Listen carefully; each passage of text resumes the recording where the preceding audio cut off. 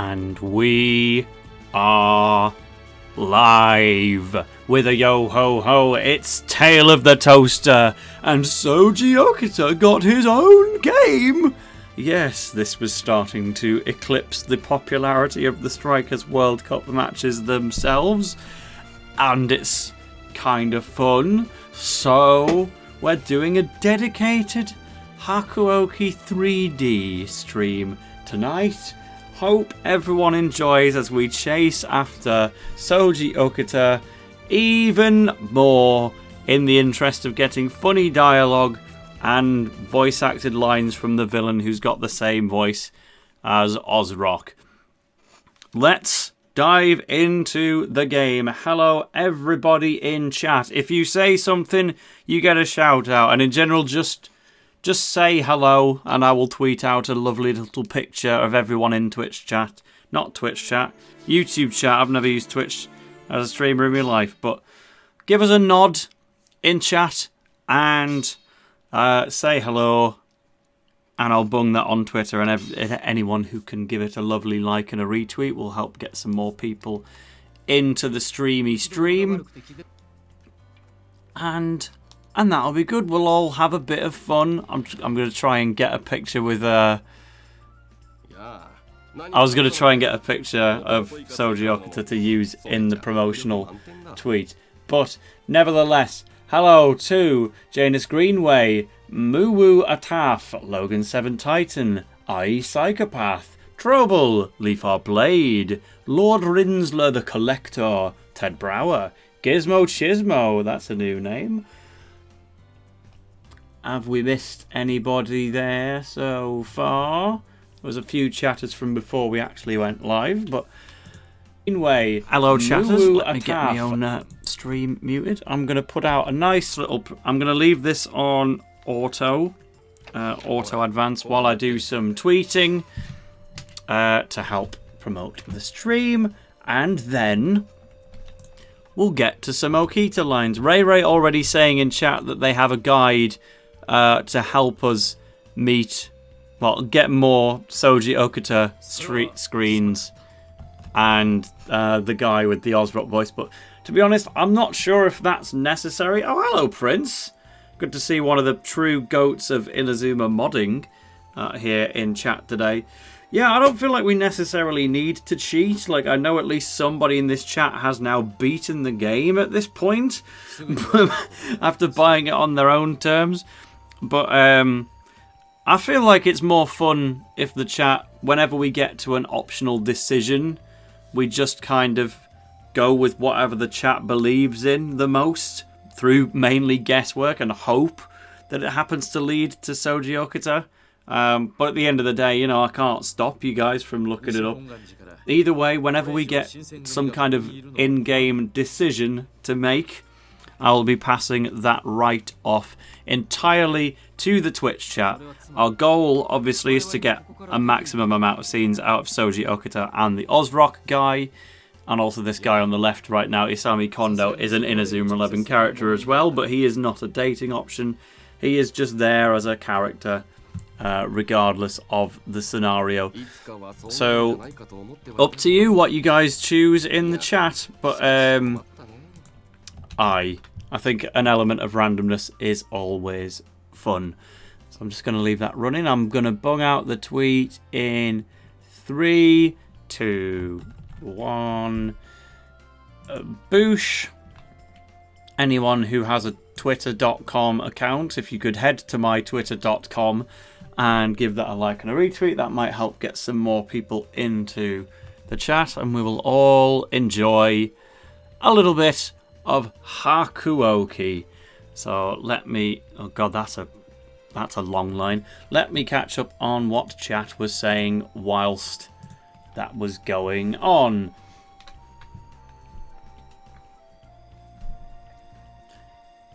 So everyone in Trouble's little friend group is obsessing over their leader, as is usual. I think that's pretty much like all of them in attendance. Maybe like, isn't there one that's really good at art? Is that Jin? I don't see a Jin yet, but that's like pretty much a full roster. Thank you, Prince, for your wonderful correction there that I'm not going to acknowledge vocally. Apparently, Ozrock guy has a lot of scenes with a guy called Heisuke. I feel like, to me, Ozrock scenes are more important than Soji Okita himself. Maybe that's just me, but it does come down to the rest of the chat. Yeah, we are indeed missing the artistic member of the Trobal Nation, so what's the point, to be honest? Is it even really the Trobal Nation at that point? You're a shadow of yourselves. Come on. Let's get it together. We've got an introduction from Laku Lanes. I've never seen that in-game, in-chat name before. Vanity Azel has turned up. We've got Goratuti telling us Tsuda Kenjiro, of course, the name of Ozrock's voice actor. There are, in general, like, at least 14 people here already, which is pretty banging for something that is veritably not Inazuma 11, but it is, because it's got Jade Greene on the thumbnail and it's got Soji Okita in the game. There is no Ultimate 11 without Soji Okita. TXM only just did a video about what would be, who would be in the Ultimate 11 if it happened in the OG trilogy. I think Soji Okita was just Axel Blaze in that scenario, but it was good to see a reference to Soji Okita in the Inazuma YouTube space outside of this. But I think we've introduced everybody. We've got a few retweets already from the likes of Trobal, Ray, Rins, Logan, and is that Prince? That's a like from Prince, so thank you all for the pre-clout. We've called it best stream of all time from Ray, who says that every single time. This one, we haven't even had Soji Okita or Ozrock in it yet. We just have the promise that we will eventually get to them in a dedicated Hakuoki stream instead of starting it off with Inazuma 11 Strikers. Hello to Carbon Kiddo. That's a name that's been popping up very regularly on my Twitter.com timeline as of late. We got a real Jude Sharp fan in chat. If you were to ask me who is the biggest Jude Sharp fan that I know, then that Jude Sharp fan is right here in chat. You'd think it would be me, given the whole he's got my surname. It's like, you know, if TaleOfTheToaster were ever to call his son Jude, kaboom! You've got Jude Sharp in real life. It really is that simple. And yet, I've been totally outdone on the Jude standing by Carbon Kido. Janus Greenway, also a big Jude Sharp fan. So let's just keep it going. Who in chat? I can't just say who's a Jude Sharp fan, because that would be all of you. It's very hard to like Inazuma 11 without liking Jude Sharp. So give him a rating out of 10, chat. What's your true thoughts on Jude Sharp? Be honest. It includes his Aries and Orin depictions as well. You've got to take him at face value across all of his eras, including Go with the rubbish green goggles that he's still wearing as a grown man. Give him a score out of 10. Harada has just made his appearance. I don't know too much about this guy even now. We got a 7 out of 10 from Lord Rinsler. I feel like my score is influenced by his name more than anything. We love a good Sharp in Inazuma 11. Keenan gets to count as well, though I do have the Jude spelling in my surname and not the Keenan one. 100 out of 10 from Janus Greenway, 8 out of 10 from Logan 7 Titan, 6.75 from Ted Brower, and that's how you can tell that he's Dutch, because he used a comma instead of a full stop in the middle of the number. That's one of the weirdest quirks about the Nederlandse language. I don't know why they do that, but it's also like, well, I don't necessarily know why we use a full stop either. It's just a random difference, but it's always the giveaway, as if the name wasn't one already. My Jude Sharp opinion, most people love him because of the original trilogy. My peak Jude moments, they're mainly in Season 3, obviously. That is just his best season by far. But Jude in Orion is peak. The drop to the floor on Ichihoshi is the best thing that Jude Sharp ever did. And Outer Code has like his butler in it at that point as well. Jude, for me, I would say he's a character who got better and better over time, if not for the Go trilogy being there in the middle. And yes, I'm basing that entirely off of his outward appearance. We got a 7 out of 10 from Prince, saying Jude has great development and design, but he does love to complain or go through a crisis every season. I'm a bit inconsistent with the complainers in Inazuma 11, because for some of them, like Falco, it's funny. It's like actually seeing a bit of a realistic person in the games instead of someone who's just a goody guy. But then some of them, like Ricardo de Rigo as well, is someone where it was a little bit overkill within Go 1 at first, because it was just making the game feel overly serious when I just wanted a funny, silly football game. But then, so I didn't really like the dramatization of Ricardo in Go 1. But then, when we had Ricardo in Go Galaxy, who's just fuming at every other member of his team for being useless at football.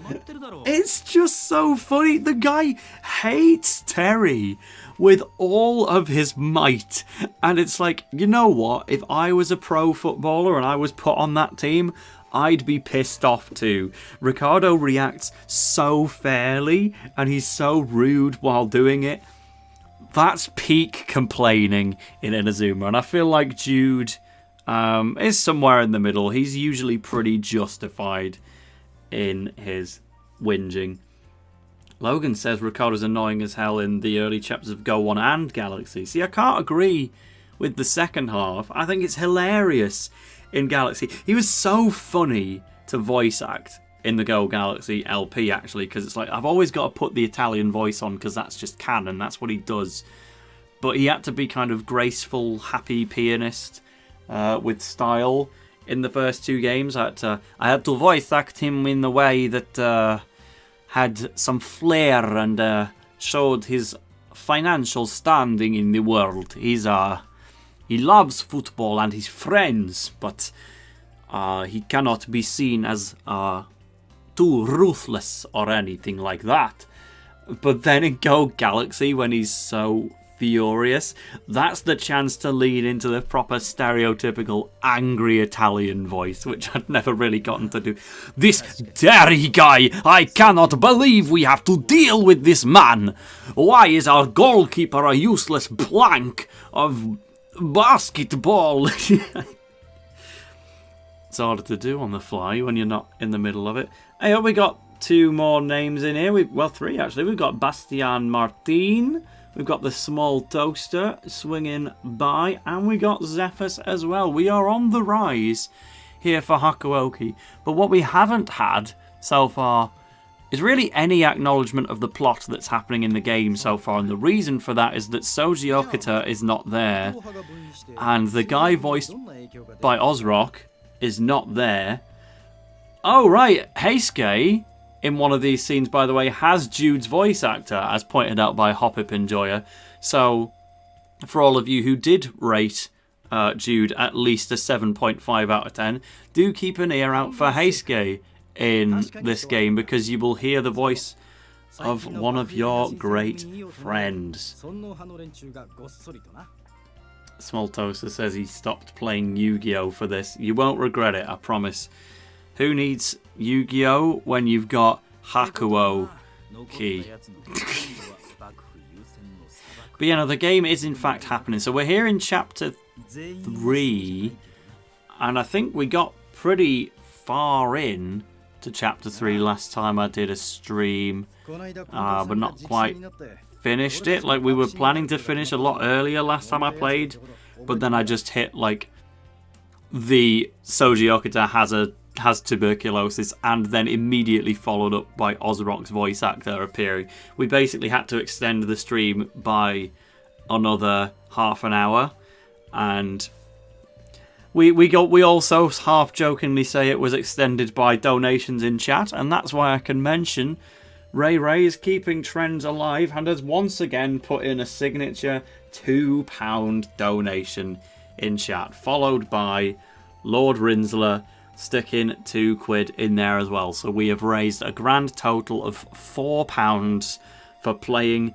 Shinsengumi, the silly video game. The game has been entirely paid for purely by my streams of it at this point, so thank you everybody for throwing your cash at me wildly for playing the funny game. Hey up, Logan, 7 Titan here. This is a bit of a good topic. I don't know who started the conversation here, but we have a ranking of all of the main 3 characters from all 3 eras. Logan's saying Mark 1st, Sonny 2nd, Arian 3rd, Jude 4th, Heath 5th, Ricardo 6th. Oh no, that's not a collective order. It's just the 3 pro tags, the 3 tacticians, and the 3 strikers in order. But it's Mark, Sonny, then Arian, Jude, Heath, then Ricardo, and Axel, Victor, then Elliot. Let me get some other opinions from chat, and I will offer my own. Janus says Ricardo. Janus says Jude, then Ricardo, then Heath. Do we have any other rankings so far? I think it's just those 2 for now, but everyone increased their Jude scores after remembering the Ichihoshi drop, so good to see that.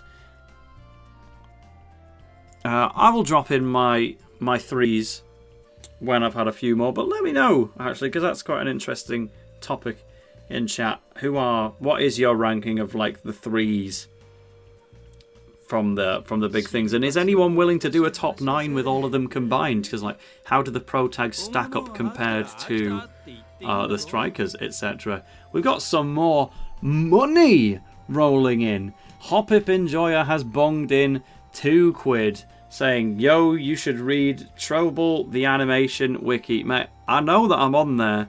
I've seen my page. It's brief. It's spelled as 4 separate words of Tale of the Toaster instead of 1, but it does call me a god. Which, by the way, has a surprising amount of truth to it, and I don't mean that purely as a self-brag. I'm not calling myself godlike or anything. What I mean is, this is not the first time that someone's randomly shoehorned me into their little friend project that went a bit too far and became something genuine. Like, clearly that whole wiki and plot and stuff is your own little bit of fun to do between yourselves, but if you go back like 6 or so years to back when I was in the Challenges Approaching channel, well, I never left Challenges Approaching, the channel just died. Don't let me imply that I ever left, but it was my group top 10s kind of channel about various game series, but I always found a way to shoehorn Inazuma 11 into it. And so did Alexander Greensmith. You've seen him on the channel a few times probably, but he was the one with the actual Nathan Swift mascot in that. There was somebody who is nowadays quite a popular YouTuber. He's called Switchy, and I think he's got at least 40,000 subscribers maybe, or he's at least got like a lot of Twitter followers, and he always blows up on YouTube whenever he makes a video about Total Drama Island. Hopefully you guys know what that is, because like I'm British. I'm British and I'm an adult. I had no idea what Total Drama Island was until my mate Switchy started making videos about it. But they do really, really well. But before he was in those times, he was just kind of fiending to get into Challenges Approaching, the countdown channel, because it had like 16 members, and I think he only didn't get in because one random guy didn't like him for whatever tedious reason. Surprise, surprise, I actually like Switchy a lot more. But he made his own video game called Masterful Justice Chronicles. It was because it was about a guy called Master Jake Studios, so he just renamed it to Masterful Justice Chronicles. He was a member of Challengers Approaching, and he made like an entire RPG Maker game about Master Jake Studios from Challengers Approaching, and also put himself in like the party. And then later, I was added to this game in the form of a Swadloon, and I was like the post-game final boss. I actually beat the game because it was low-key really funny and actually really like entertaining in-jokey writing. But I was within the in-game area of the Countdown community, and if you looked in a certain place, you could find a TaleOfTheToaster super boss where I basically do, in fact, turn into a god, like all Xenoblade style. And I've actually... This is on my own YouTube channel. You can find it. The video's called something along the lines of... They put me in a video game. If you look for TaleOfTheToaster Masterful Justice Chronicles, you will find it. But yeah, Small Toaster, that's right. I was basically the Bylong equivalent of that game. And that was kind of the first time I'd ever been shoehorned into a project like that. But it's like weirdly similar to what this whole little Trobal project has been trying to do. Like, that's just the thing that happens when you're on the internet for a while. What's the name of the channel, says LeafOblade. So I uploaded the video to my own. The guy who made the game is called Switchy. One of the eyes is a 1. But if you look for any Total Drama Island video, you'll probably find him, to be honest. But yeah, I mean, if you like Total Drama Island, then that's definitely the channel for you. But we knew him as the Club Penguin guy back then. But yeah, when he just made a game by himself for a laugh and put me in it, and that's cool. So now I will talk about a bit more Inazuma 11 while we're still waiting for Okita to appear. And no way! No, never mind! Plot twist! He's here! I wasn't ready for this whatsoever. Chat! We got the final outstanding Inazuma 11 character in Hakuoki. I didn't even know if he was going to be in it. Because we got so far. And again, the guy that we've just read the name of, in reality, he's like a good guy, credited for taking down the Shinsengumi and opening Japan to the rest of the world. He's like a good guy, but within the context of being in the Shinsengumi, you like have to see him as a villain, right? So I just kind of thought this game didn't have the balls to put him in it, or maybe he was from a different time period. But no! We're gonna get some Ryoma Sakamoto up in this game. It ain't just Soji Okita.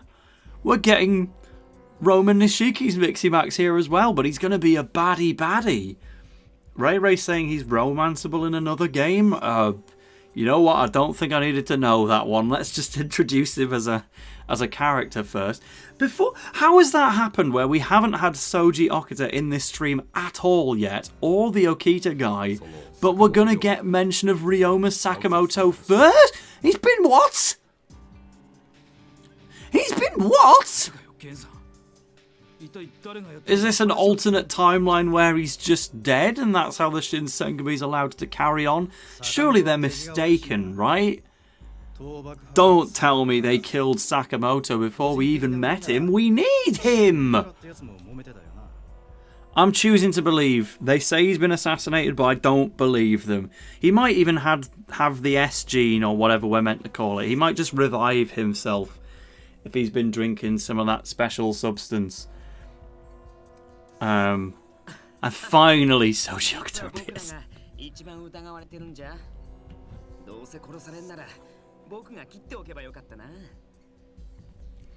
Letting Okita spell for himself.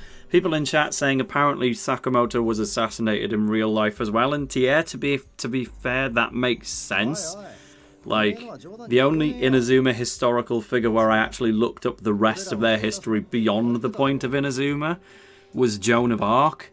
And I kind of learned my lesson from that one. I think the point in which Inazuma left that story is as far as you need to go with Joan of Arc. You don't need to know what happens to Joan of Arc after the events of Miximaxing with Gabby. It doesn't go very well. So apparently, Ryoma Sakamoto also meets a bit of a bloody fate. And I guess maybe he does die before Okita, because Okita's the one who's, like, actively dying. But he presumably does still die of natural causes, where if Sakamoto gets assassinated, he can pop his clogs at any moment. So, yeah, Okita in history apparently actually does outlive Ryoma Sakamoto. I didn't know that. And then that means that within this game itself, Sakamoto might already be gone. And that would be a shame. Chat's saying that he might be a proper character in other Hakuoki games. And I don't really know how it works with different Hakuoki games, because these games have been released time and time again, but it's always kind of a retelling of the same story as far as I'm aware. Like, this game's been released 9 or 10 times, but it's never been a true sequel. It always just gets re-released with more content and more perspectives of the same story. Yeah, La Flamme is definitely a reference to something, and you don't need to know what. But damn, well, for now, maybe we do have to actually just take that as the truth. Ryoma Sakamoto might be gone. We did have some more pro tag rankings. Janus Greenway says Mark, Arian, then Sonny, Jude, Ricardo, then Heath, Elliot first, Victor, then Axel. That's interesting.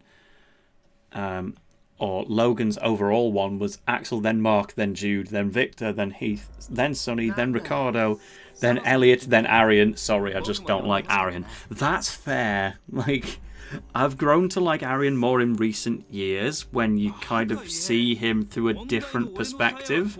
We've got Small Toaster in chat, actually, and Small Toaster's always been hinting towards doing like a Twitter thread on the true personification of Arian Sherwind, and it's not like he's ever told me his perspective of how Arian as a character is actually played out, but I've kind of had that same discussion with someone else who loves a bit of Inazuma and is a close friend of mine called Carla. She might be swinging by the stream a little bit later on, but we had a long chat about Arian, and she basically explained to me how low-key, extremely manipulative Arian actually is. And it's like, if you view his actions as an outsider, bro's a complete dick and he has no idea. And it's like, if you view Arian as just a goody guy, then he's not a great protagonist. But if you actually view him as a little bit of a POS who just strings people along against their will with no like direct input, and it's like, you know that he doesn't think he's being a bad guy, but what he does to achieve his goals, and I don't mean like the in-match goals, I mean you know, the broader directive goals. Arian becomes an interesting character when you look at him from the outside, is what I feel. And also, I hated him through all of Go 1, to be honest. I really didn't like him, but then when I played Chrono Stones, and he has that one scene with Alpha where he tries to erase his memory, and then he just says, I love football! Football means everything to me! It just made me die laughing. And yet Jane is saying, bro, what? He just treats football like a real person. I'm not on about that. The football's my friend is not part of it at all. It's the way he interacts with real people. And I don't want to go into great detail because, to be honest, that's kind of Small Toaster's domain. And at one point, I'm sure he will make the Twitter thread. And I'll be retweeting that as soon as it's out because it's true. Like, the fact that Small Toaster has just alluded to having this theory on Arian has never said what it was. But, like, because somebody else I know has had the exact same idea and just as a conversation topic, like, obviously Carla didn't have any broader ambitions of making, like, a thread or a video about it. It was just purely a conversation we had. It's like, somebody does need to do that and put it across how Arian truly behaves, because it's low-key a bit messed up, but in an enjoyable way. So I like became a much bigger Arian fan once I kind of had that outside perspective alongside getting to do all the voices for Arian and the Inner Link and stuff, and just generally re-laughing at all the Chrono Stones scenes where he's just like too unbelievable with what he's saying. Football means everything to me. Like, his voice was actively annoying in Go 1, because to me he sounded like a little too feminine to actually believe as being a lad. Like, obviously what you're meant to do to voice young boys in anime is to get a woman to voice him, because they're going to be better at the accent than trying to get an actual bloke to put on a kid's voice. But Arian was always like a little... If you didn't see his face, you would just think it was actually meant to be a girl.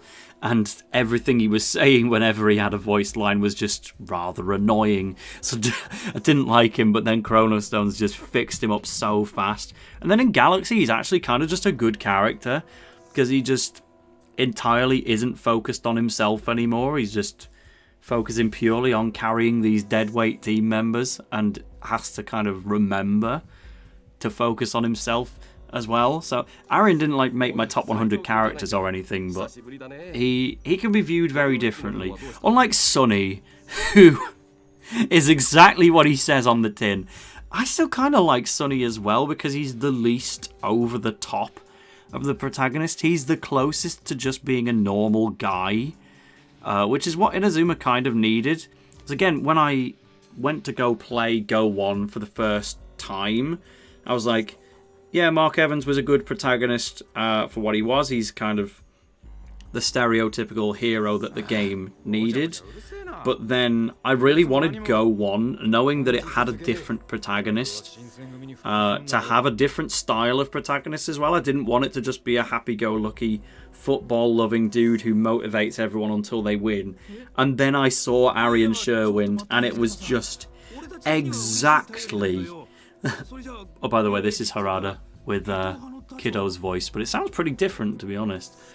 But yeah, Arian was exactly what I didn't want from a protagonist in Go 1. He did feel like what I really didn't want from Go 1 was Mark Evans, but again. And what I felt I got was Mark Evans, but more over the top. It blew me away, to be honest. But he did redeem himself for me, to the point where I might like Arian more than Mark Evans these days, if not for, again, Orion. Orion did such a good job of making me like the OG3 more. Like, Jude, Axel, and Mark, none of them are anywhere near to my favourite characters. They have extremely important roles, and I like them. I definitely don't dislike any of them, but they would never be in contention for my favourite characters. It's actually Ares and Orion where I felt the best versions of Mark, Jude, and Axel were in there. Especially, I would say, Axel and Jude.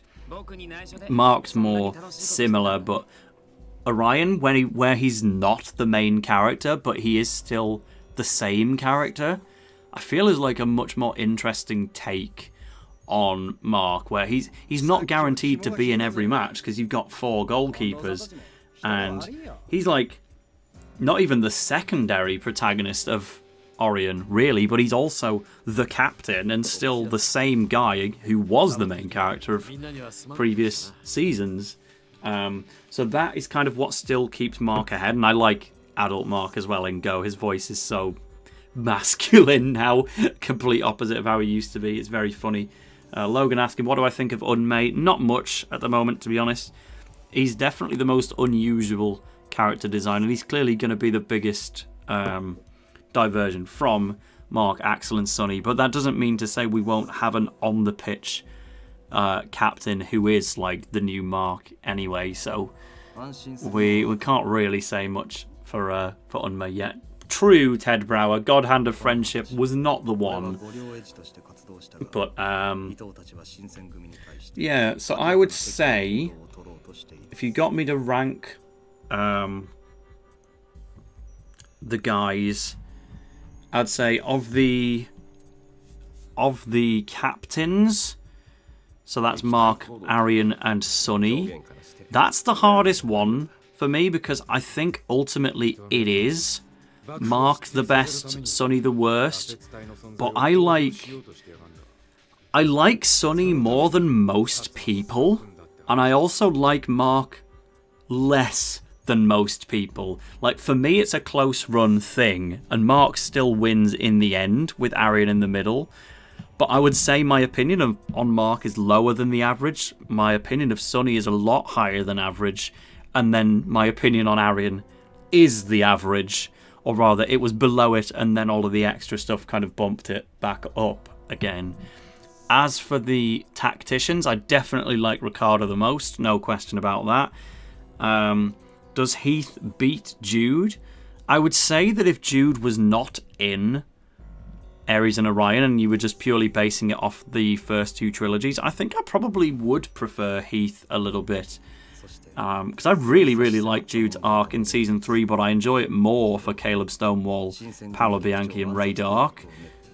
Jude's a crucial part of it, and I still like him, but I always found it a little disproportionate how much of the game Jude was a good guy for, because he's very, like, designed with the villainous role in mind. He's built to suit Royal Academy, and then when he joins Ryman, it's meant to be a bit weird.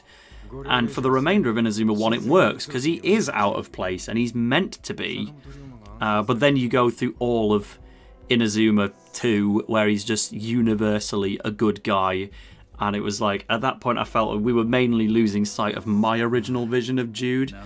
But I love him so much in Ares and Orion that, yeah, ultimately I think it is Ricardo, then Jude, then Heath.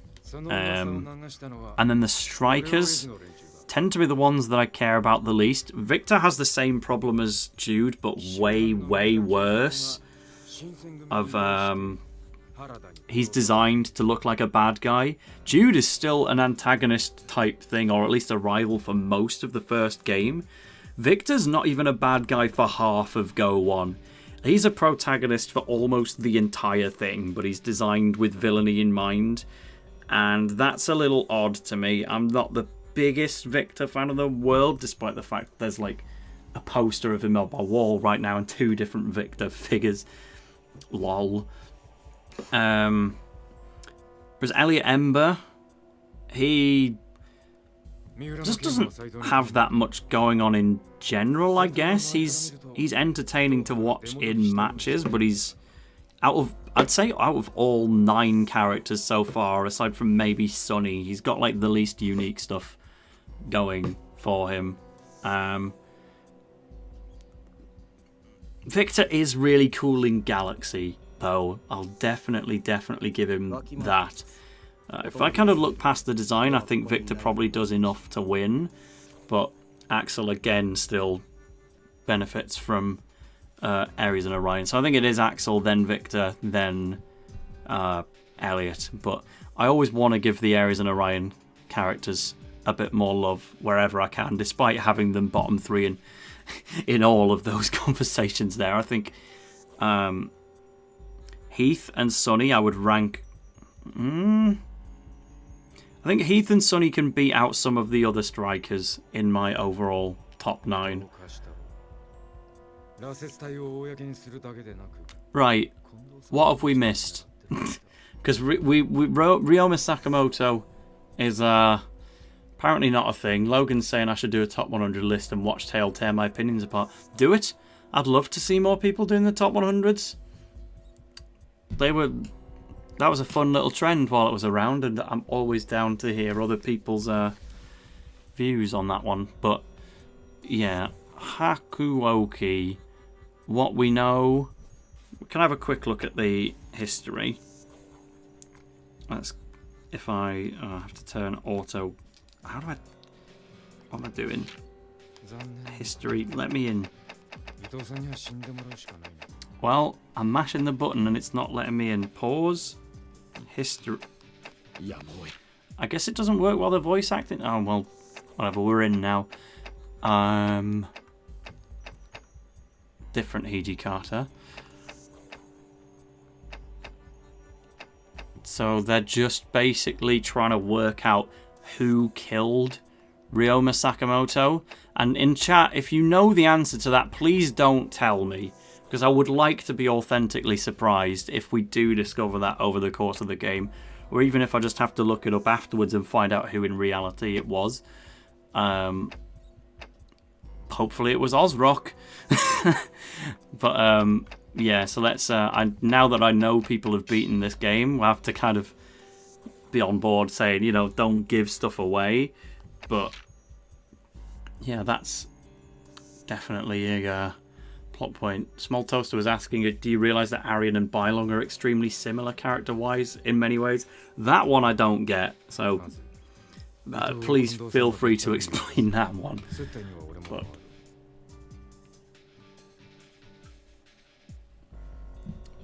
Logan was also asking, how do I rank the final bosses of the OGs from Aphrodite, Zine and Hector?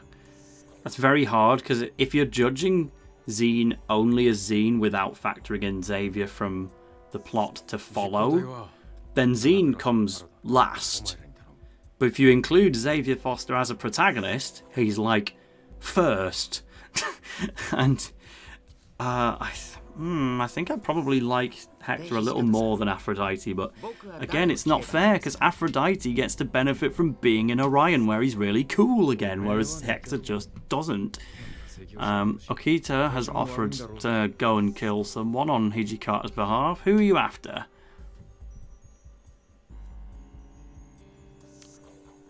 I also had a request in chat to check the romance meters. We haven't done any interactions like that since the last stream, so there's not going to have been any progress. But just to show, we've got nothing with Hijikata.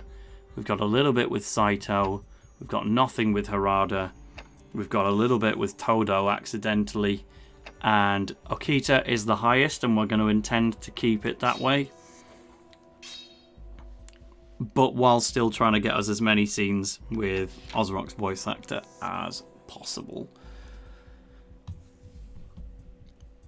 So, yeah, this is definite plot, so I'm paying attention. There has been a murder.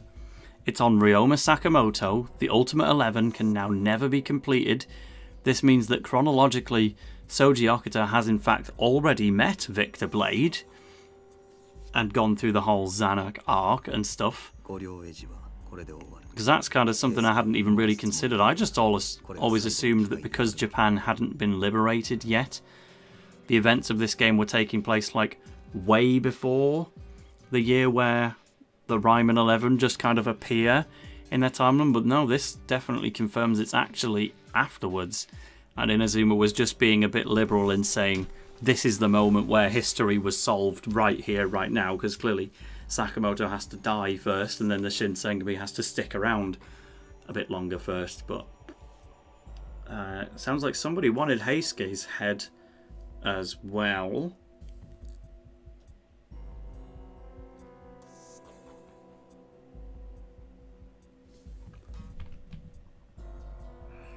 I've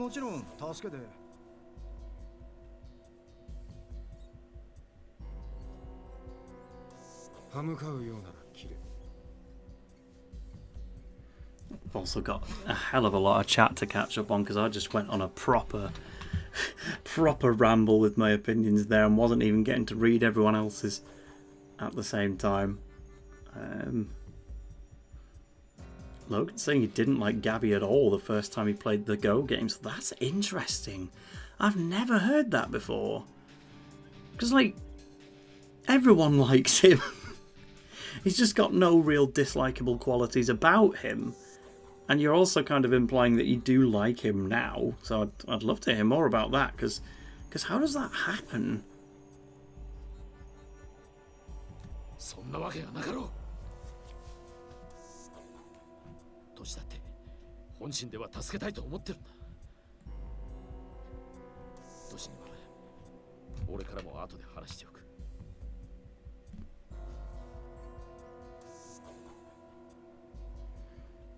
Small Toaster says, briefly, Bylong and Arian are both people who believe that everything they're doing is right until the very end, even if it means using others around them to achieve it. Which is true, because, again, I don't want to overblow it, because this is like Toaster's domain to talk about, not Tale of the Toasters. But it's like, when you're forcing these school children to actively, like, act against the government rules, like, disobeying Fifth Sector is very dangerous. They could have been expelled from school, they could have had their school actively destroyed. They were all on track to get good grades, and the way Arian just forces people to go along with his plan, almost unwillingly at times, is kind of mental.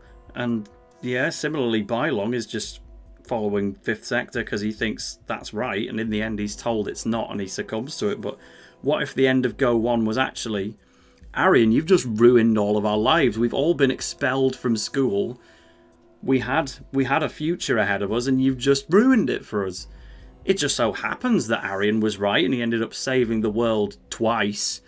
But like, his ways of going about things really force people's hands, and that's what's interesting about it. And you always have to just kind of say, what if Arian was wrong?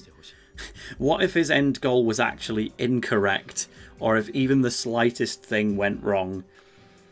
But welcome to the chat, Ebanino. Tell me how to pronounce that one. It could be Spanish style Ebanino. I don't think so, though.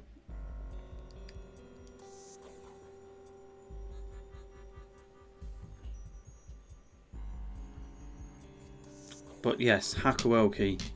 Who killed Ryoma Sakamoto? He just wanted to have some noodles with Arian and Roma and Gabby. Kondo's going to pop the questions.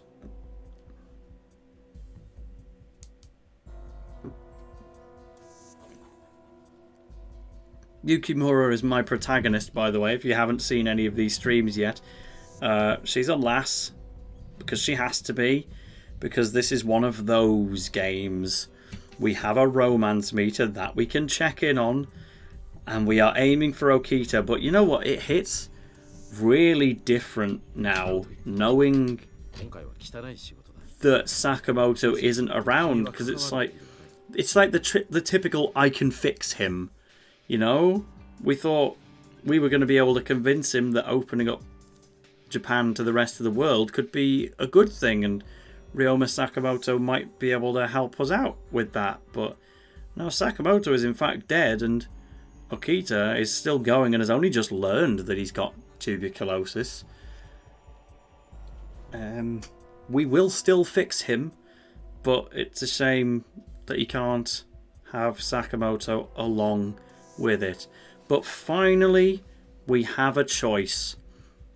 There is a murder that the boys will be investigating. Do we try and go with them, put ourselves in danger, and pursue the truth of Ryoma Sakamoto? Or do we stay at home and hope that Okita does the same, and then we'll have a chat with him? Or maybe our Ozrock-shaped invader will come and sweep us away by staying at home. Let me know in chat, what is the option we want to agree on? Do we still want to help, or do we stay at home? That is true, Janus. This stream has been going on for nearly 50 minutes, and we have only just hit the first option in the entire game. And it's not like I've not been playing. I haven't been reading all of it, but the game's still been playing itself. It took nearly an hour to get to the choice where chat is all unanimously saying help. So let's do that. But yeah, we've been Ozrock free. We've not had much Okita. We've had the big Sakamoto reveal, but he's also already dead. I think we need something to happen soon, and then we might be able to stop talking about Inazuma 11 and actually talk about Hakuoki for a bit.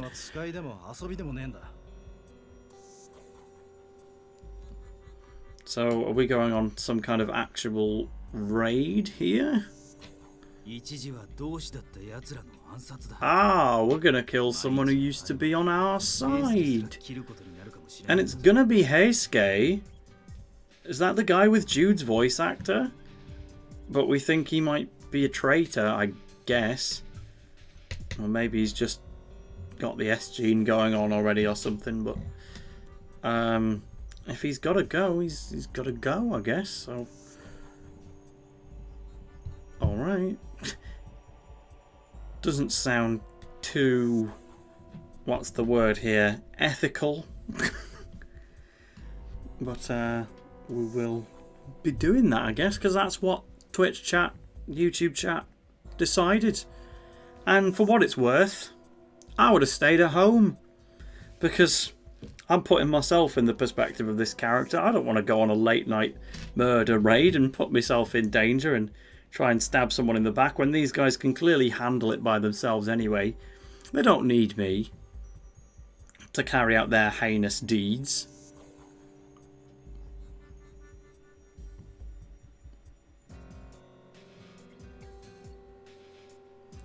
See you in a bit, Logan. He's going to get some food and possibly come back with the top 100 characters. That would be funny. I think that kind of thing you need a few days to think about, to be fair. You can miss a lot of people. Like, I could have missed out on Kath, the one girl in Ehime, whose only line of dialogue is no. She was in my top 100. She deserved to be there. But Kondo disapprovingly. He's lost its usual warmth. He's not angry or cruel, but he's just realising the situation, that he's kind of got to let us do this. At least Ray in chat is saying don't, because he loves Heisuke for whatever reason and doesn't want him slain, but it's going to be the opinion of the whole Twitch chat if we're given the choice at the end of the day. For now, we have a choice to make right now. YouTube.com. Do we help with Ito, or do we convince Heisuke? Convince him to do what? Let's work this out properly. I do consider you a member of the Shinsengumi, absolutely.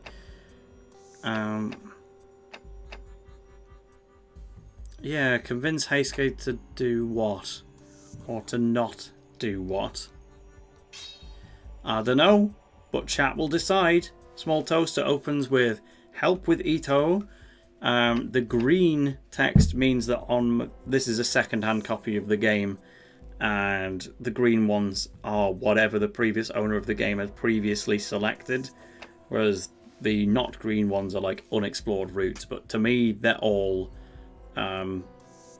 unexplored. We've got a lot of Heisukes coming in chat, but they're all from the same Trobal Nation. Like, we can't be too political about this. If we take a pure straight majority of the chat, then the pure numbers of the Trobal Nation beats out everyone else in the YouTube chat combined. So it's like, if you've briefly considered the Trobal Nation to be one voter, they're on Heisuke, and then Janus Greenway is also separately on that kind of side. And then Small Toaster says help with Ito. So it's kind of like 2-1, but then if you look at the individual people who are all friends with each other behind the scenes, it is like a pretty wide Heisuke crowd. And to be fair, I don't even remember who Ito is, so we're going to go with that. But that's the first time in ages we've had a decision to make where it's not been entirely unanimous. So that's cool. Hey up, third person dropping in. Why didn't you get the notification for the stream? You gotta push the shades up. Hit the bell! But yeah, I mean, I did only set up the page 2 hours before we went live. This was obviously a pretty impromptu thing. I've been thinking of doing this all week, but I was like, if you promote a stream too early in advance, people will just lose interest. Like, I always get excited seeing a YouTube premiere for something that's going to debut later that day, or maybe even the next day. But if I see a YouTube premiere for something that's like 4 or 5 days away, at that point it's like, mate, you finished the video. That is evident by the fact that it's here. This is just, you're just making me pay attention to the level of delay at this point. So it's like with a stream, streams are kind of things where you want to just jump in on the fly. So I was like, do I want to give a day's notice, or do I want to just announce it on the day and then we start? So I went with that one in the end, and we've still managed to get a pretty consistent stream of people watching along, which is pretty funny.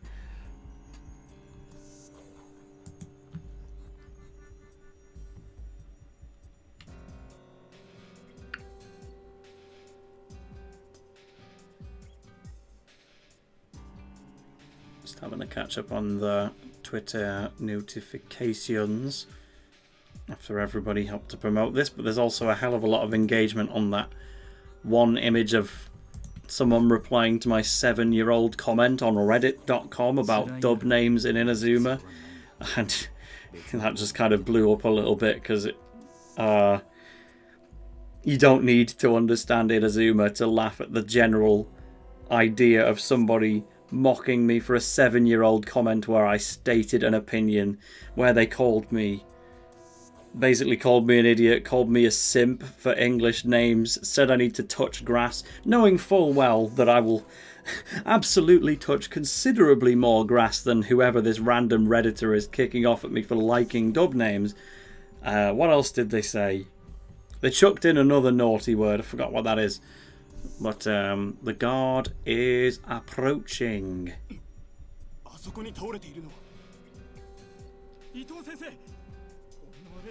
So that's Ito, who we did not choose to stay with. So what has Ito done without our watchful gaze? Oh, he died. Oh, that's what happened. Everyone in this YouTube chat, except for the small toaster, is a murderer. You killed this man. Ito did nothing wrong, probably.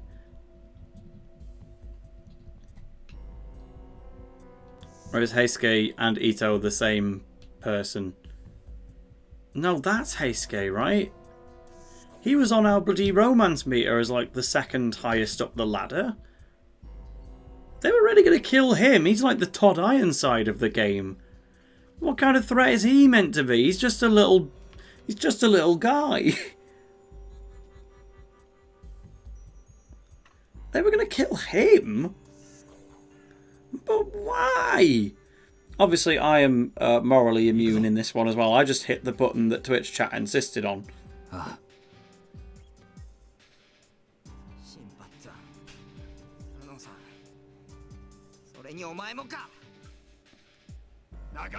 Absolutely no way. He's like the least threatening guy there. Why did you choose this, chat? This is a terrible idea.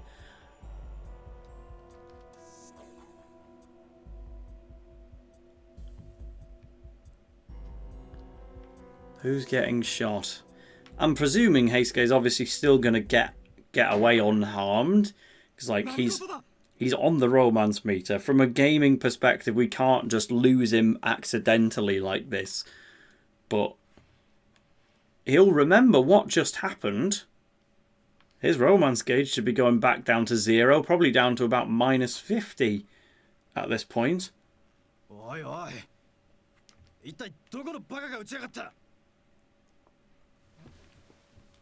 Just drop steel bars on him at this point if you're going to be that ruthless.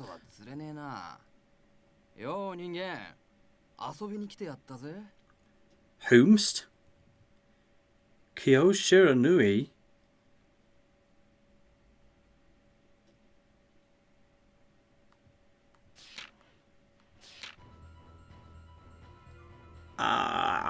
These guys. The two that I don't remember. I only ever remember Ozrock's design.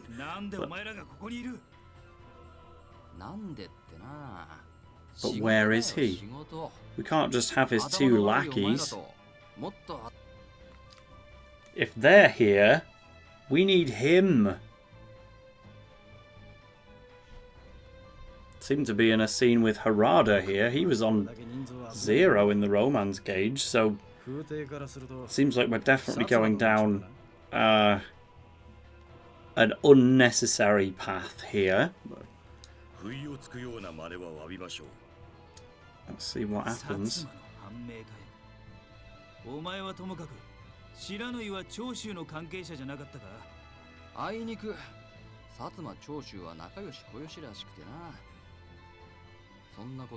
That's me, by the way, on the right-hand side, if you haven't seen her yet. For any newcomers in chat, that is my protagonist, who is looking to get into a very serious relationship with one of these Shinsengumi fellas.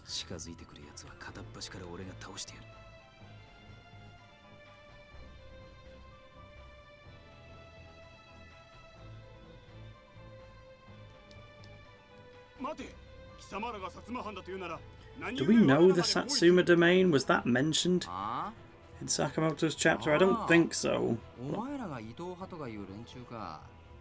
But Sakamoto is definitely a goner. That's such a shame. I just wanted to see him. Man. That was like the last surprise that we could have had. Oh, he's got a gun. Like, we knew Soji Okita was in the game. We figured Kondo was going to be in it. And then Ozrock's voice actor was a total surprise. Ryoma Sakamoto we could never take for granted. But he's just going to be a mention at best. By the sounds of it. Soyu toimottose. Is that what he was about to say? So they're claiming that Harada did the assassinating. Yep. Is it true?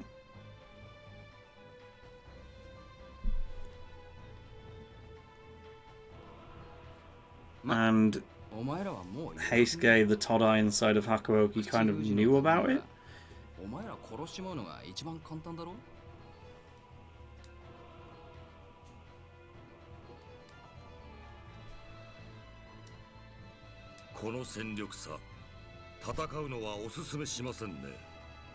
He's propositioning us. Oh no, but right. Well, actually, yes. Hand me over, because it means I will get to meet Ozrock. Soji Okita is not in this conversation anyway, so there's nothing we can do to boost our relationship with him in this context. So, I'm not bothered about Harada. Take me away. Let me go have a word with Ozrock.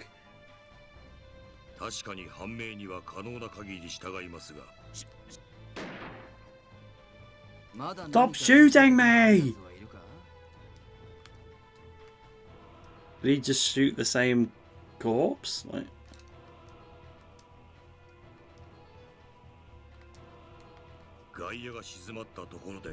Look at that italic.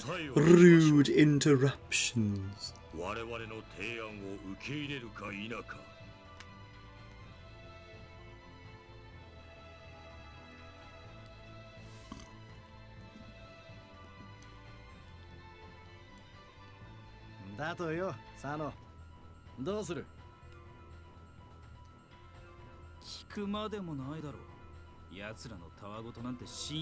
Exactly, he makes lame jokes. He can't be a traitor. He didn't take very kindly to that statement.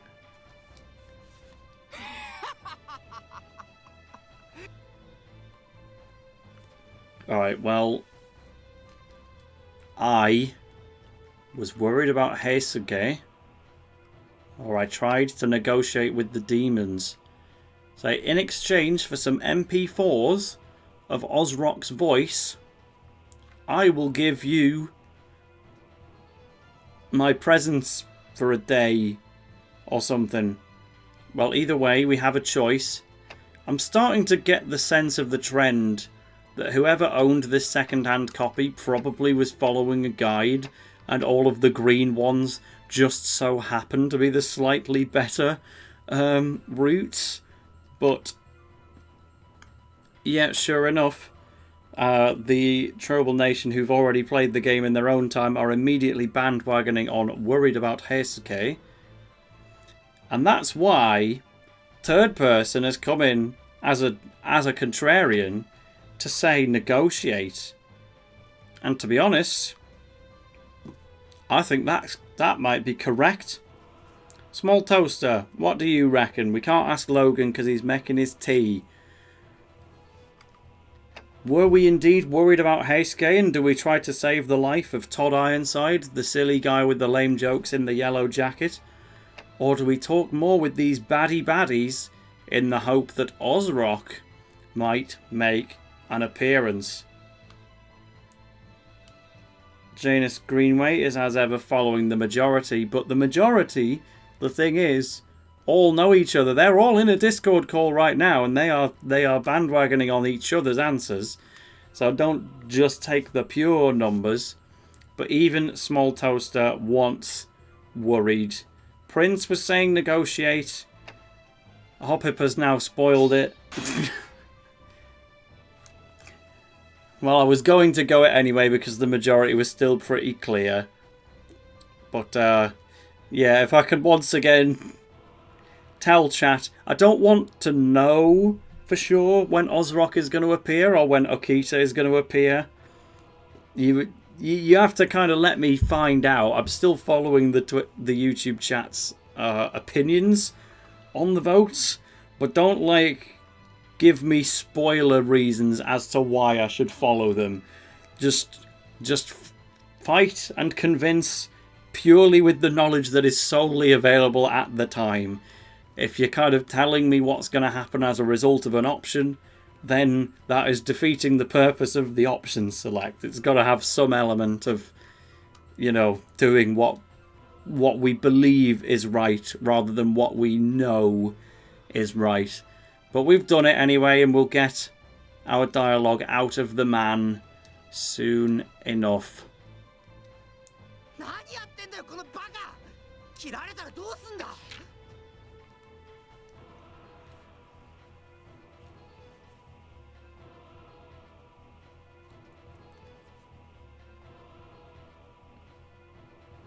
Go on, say something, Kang.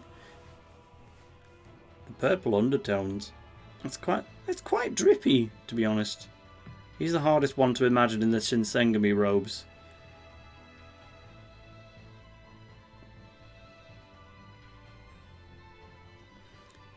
Yeah, don't worry, chat. I'm not too serious about it or anything, but it's a very different vibe doing stream number 3 on Hakuoki, where half the chat seems to know everything that happens in the game, versus the first 2 where we truly were just playing a random game because it was funny and nobody knew anything.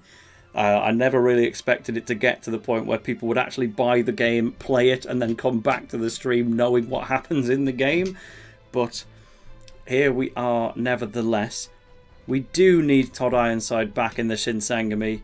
Everyone misses him, even though he knew about the assassination of Sakamoto. My opinion is, if he was involved in any way in binning off Ryoma, then I don't know, man. That's pretty bad. And Chizuru is getting really, really romancy with this dialogue at the moment, and this guy is our threat. For getting Okita highest up the romance gauge. We like this guy, but we don't want to, we don't want to marry him or anything. I think this scene is going to give us some flower petals and boost his gauge up, and at that point he might be tied with Okita. I thought Ito would be better for the country than, well, better. So I guess he's saying still believes in the Shinsengumi's ways rather than Ryoma Sakamoto's opinion. But when he said that he would have Sakamoto killed, made it look like Sano did it, it felt wrong. So he was originally sticking up for the Shinsengumi, but then he's realised how underhanded the framing aspect of it was, and now perhaps he's starting to see the light of maybe what Sakamoto wanted was correct after all. Which, cool. Good for him having a bit of humility. and recognition within the game that these guys are in fact the villains.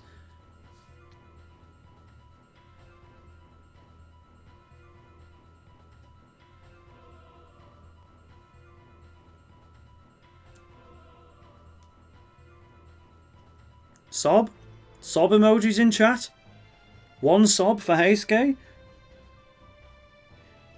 Yes, Manged Up, that is why we are playing this game. It's Soji Okita from Chrono Stones in his own game. Except he's not here at the moment.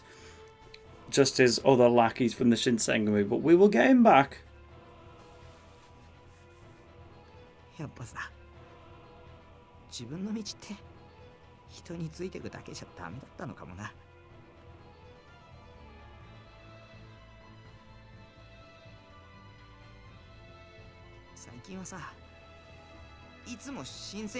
Yeah, we got the sub emojis coming out now. I keep thinking about the time I spent with Shinsengumi. Mate, I know this is meant to be your romancy scene, but I like you as a character, but not in that way, you know? Like, this is one of the last routes I would have chosen on the romance-ometer. And now Yukimura, man! Jade Greene's going so in on this guy. Don't praise him too much. He's going to fall in love. You're going to break his heart, man. Don't lead him on for even a fraction of a second. We are not picking him.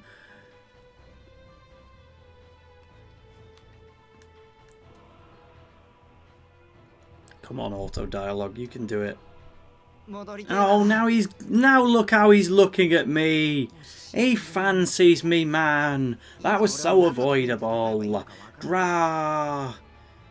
I don't know what I'm fighting for.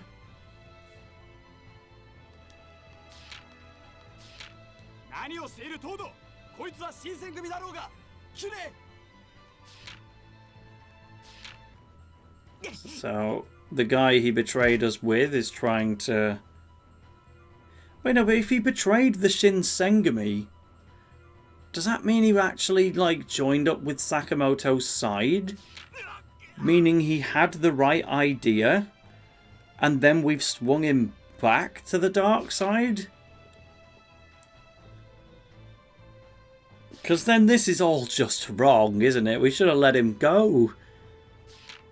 If he aligns with Sakamoto, I align with him, unless he then returns back to the Okita side. We want to be with Okita because he's hot, and we want to marry him and carry on his lineage for the next few generations.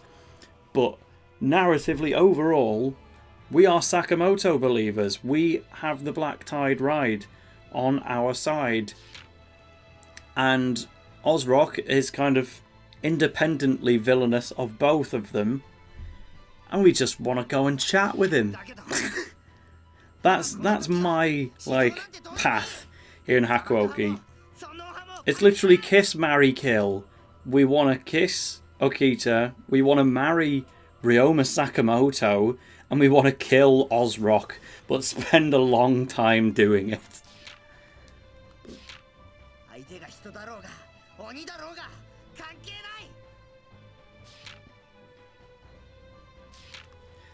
Oh, we've properly motivated him now. No. No, don't say you're what I'm fighting for. Oh. Chat, look what you've done. He's gonna be heartbroken when we decline him. He's literally doing this entirely for us. He loves us. This is more than mere fancying. We're like his one true girl. And we've taken him away from the path of heroism just so that he thinks he can be in a shot. He has a shot with us. And he doesn't. We've ruined this guy's life. Bro, this is messed up. I didn't like him that much, but we've bloody ruined him. Third person, we should have talked to the hot guy with the gun. You're correct. Yes, we know that the route we did select will result in more Ozrock scenes in the end, which is what we ultimately want, but I don't want to do it at the cost of just entirely picking the wrong option. You know, we're quite deep into the game now. We like it. We want We want a timeline that kind of benefits Sakamoto, gets us in a cozy room with Okita, and Ozrock will appear for us every now and again, but now Heisuke didn't deserve that. And who is Ito, and why is he dead? Well, he's going to bare-hand us. The sword has gone away. Watch my Muay Thai.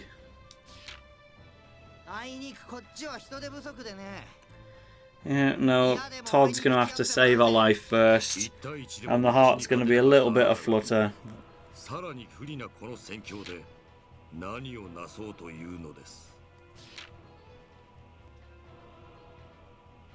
He's literally fighting sword against fist, and the fists are winning.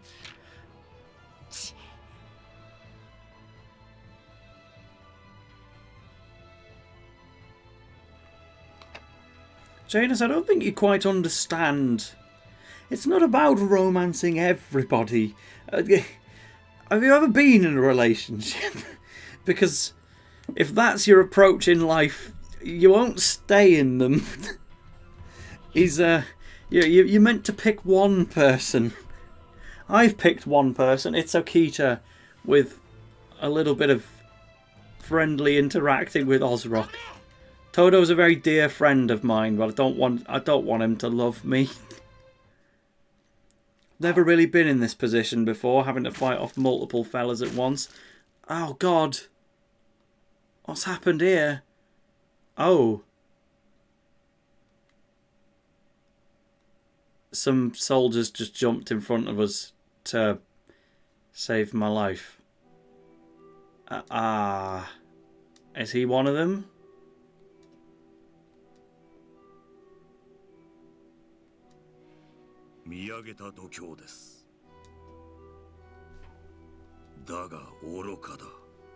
What has happened? Did we get through him? Todo has collapsed.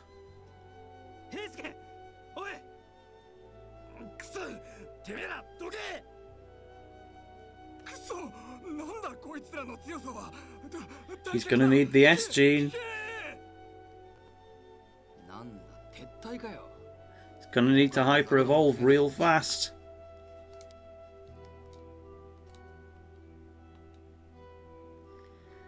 Yep. He did that for me. And we don't even love him. Or now we kind of have to, out of obligation. I would have just stayed at home with Ito.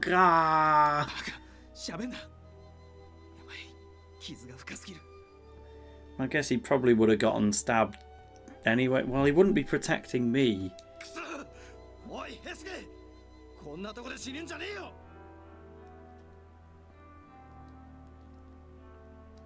Find the S gene, that's the only way to get him.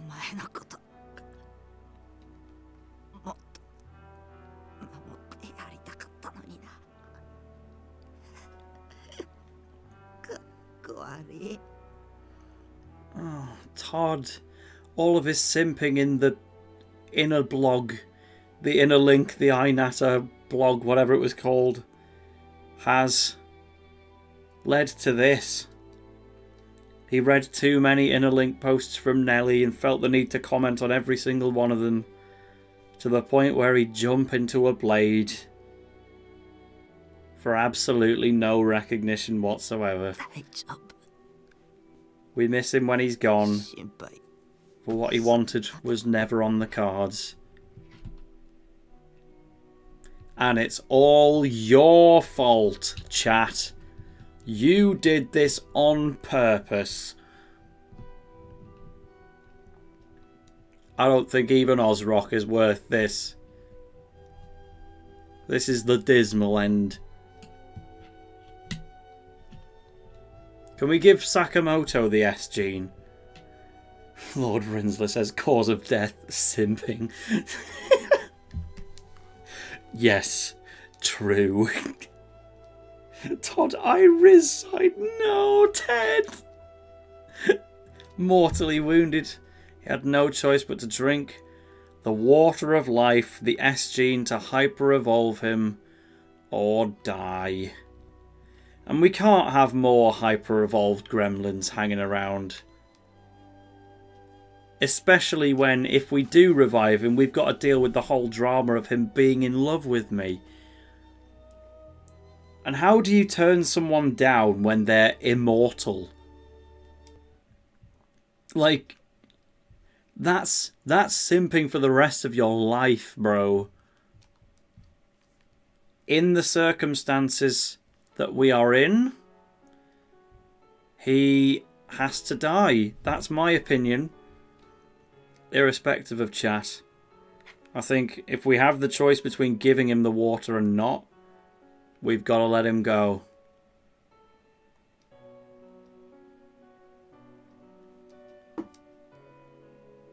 He was officially declared dead. Made a member of the Fury Corps. Does that mean he did take it? Do we have a choice or not? But we're covering up his betrayal, even though his betrayal was low-key a good thing, by the sounds of it.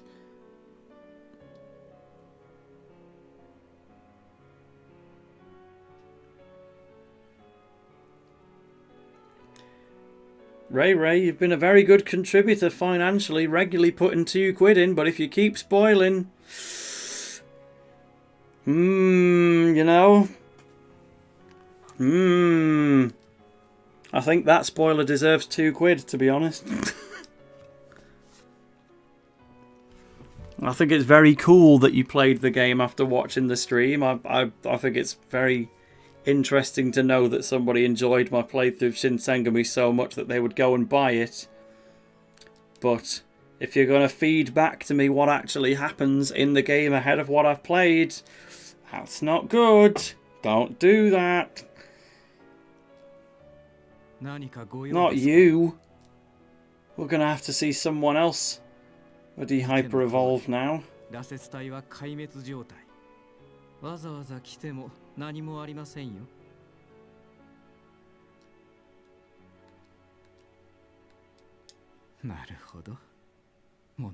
No, don't imply that we feel the same way, Sanan. We don't. We like Okita and we like Ozrock. And I will have to choose between them at the end.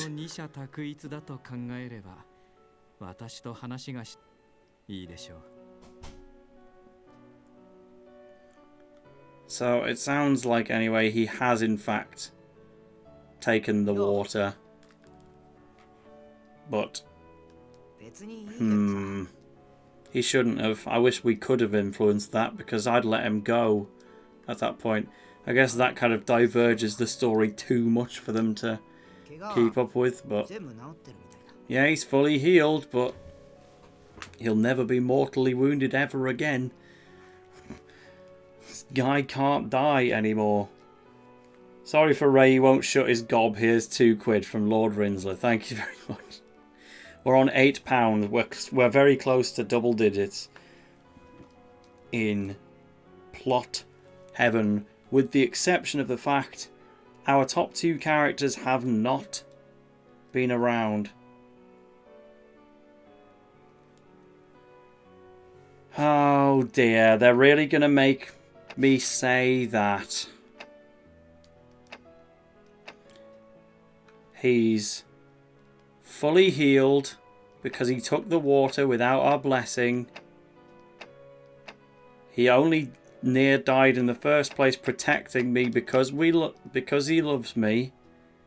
And now we have to choose between committing to him as a romantic partner or further leading him on, or saying no and breaking his recently sword-pierced heart.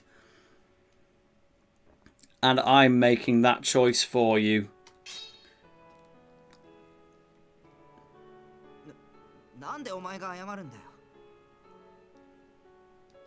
Hope that doesn't screw me out of Ozrock now that we've already gone down this path to get specifically to him.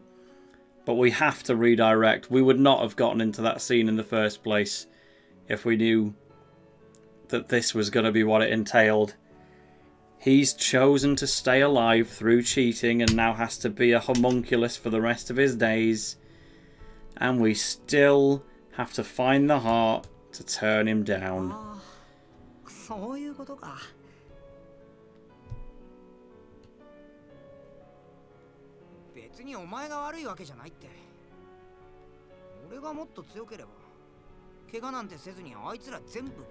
Oh my days.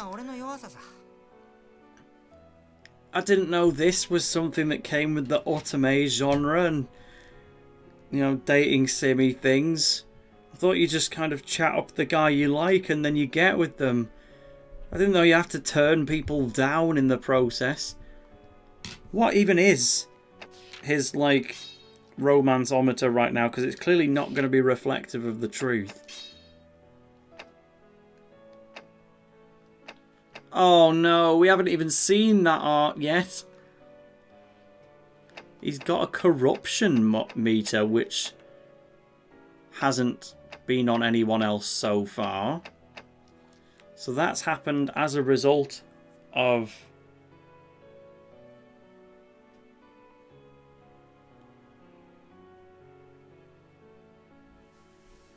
apparently I did just choose the route that was going to not have that I've just steered away from Ozrock, but I mean this is I've been forgetting to save. I was tempted to just reset and go all the way back, but like I guess we have to own it now. He's taken the thing. He's going to look like that. We're turning him down. This is the worst outcome. We've missed out on Okita. We've missed out on Ozrock. We've made this guy fall in love with us, and then we've taken him, we've turned him down, and we've made him an immortal monster homunculus. How did we get here? The romance looks to be on the low side, but it's not. We know he's at 100% already. When did I even last save? I'm not the type to go back on my decisions. We just have to go along with it. I'll save in a new slot. But this is positively, absolutely the dark outcome. This is the last thing we wanted.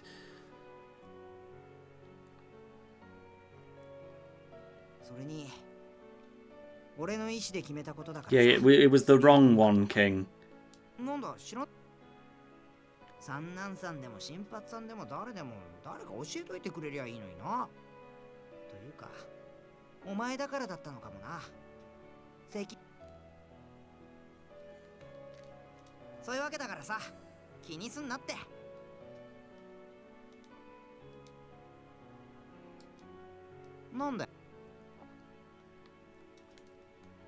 Don't ask him that.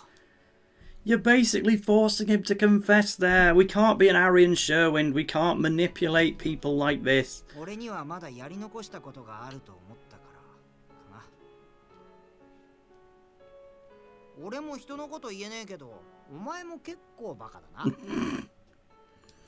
Yeah, he said it. But he's taking it like a champ for now. Deary me. He thinks he's still in with a chance even though we've basically turned him down. But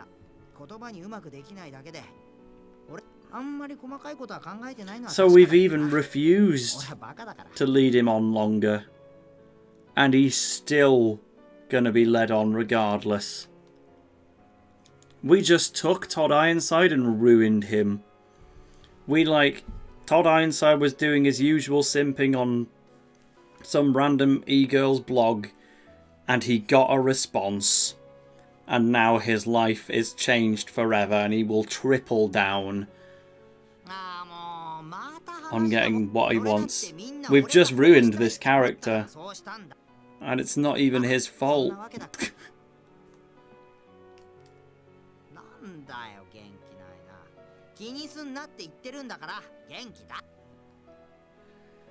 Well, I can imagine this is one of the rarest possible routes in Hakuoki, so I hope you enjoy it for that sake. Maybe we'll get some genuine Hakuoki fans check the VOD and be like, I've never seen this scene before.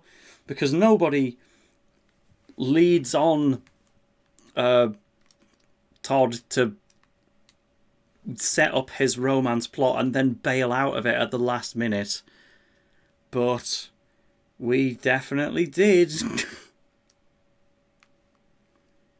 We even had to sacrifice Ozrock scenes for it, but we did the right thing. Because, you know, what more could we have done? We can't just lie. 部屋にいてくれましたか。外に出ていたらさすがに探しには行けませんからよ。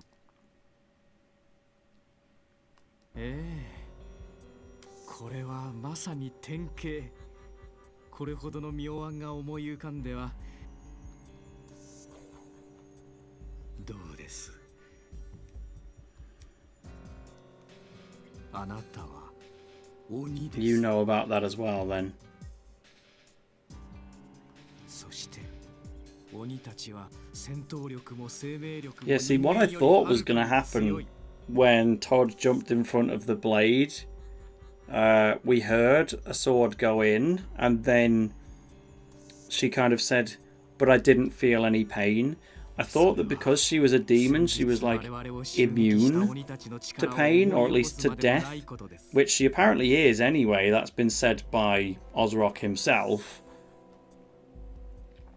I thought the sword just kind of went through us, and we realised in that moment that we can't be killed.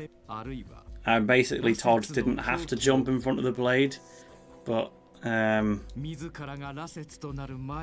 yeah, nevertheless, we still go unharmed for now. Okita will save us in the future.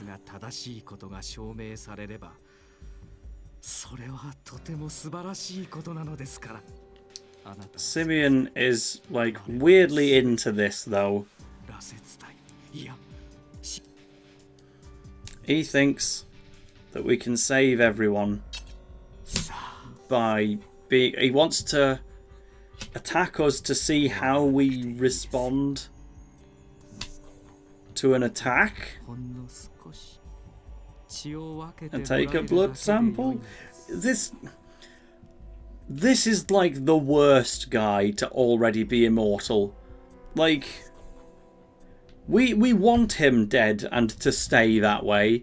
He's not even a bad guy, he's just a creep. And like, every time we have scenes with him, we know that they don't matter. He's not romanceable. He's already ruined his life by becoming a new gen homunculus, and he's just weird. And every time I'm talking to him, it means I'm not talking to Okita or Ozrock.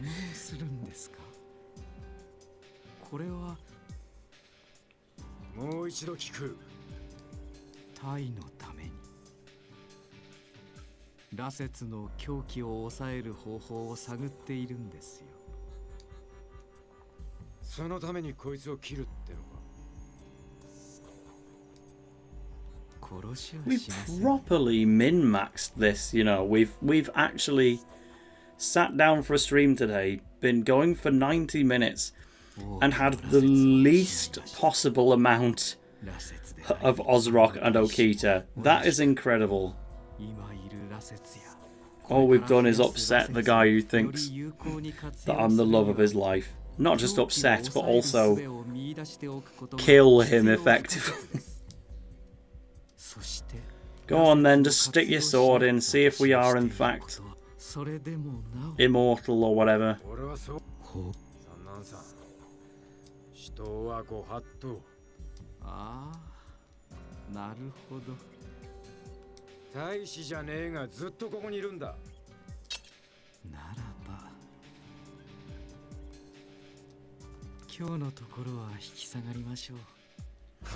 Can this guy just go move somewhere else?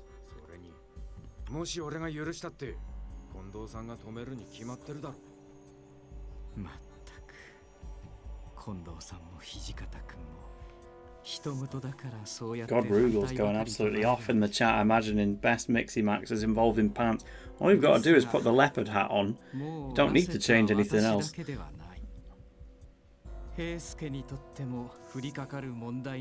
You're saying that to me as if I love him, mate. You've got much the opposite going on.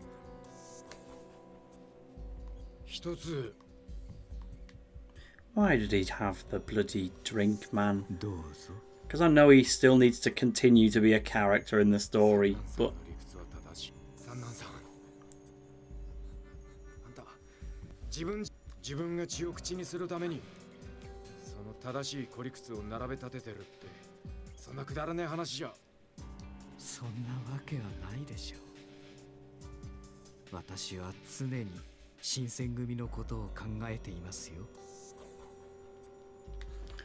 Goodbye, Simeon.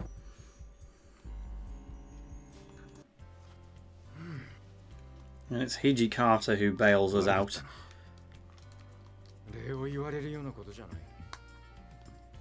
Finally, we get the happy music for the first time of the entire stream, I think.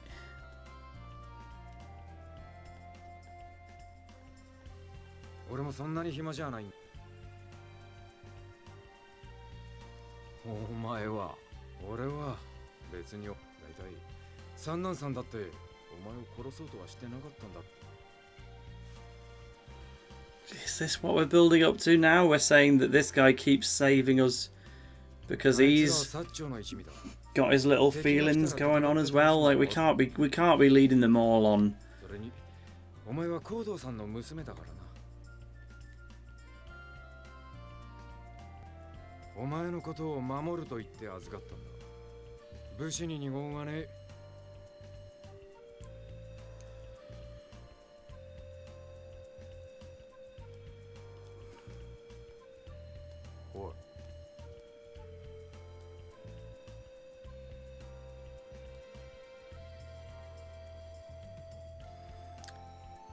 Back to the chat making decisions.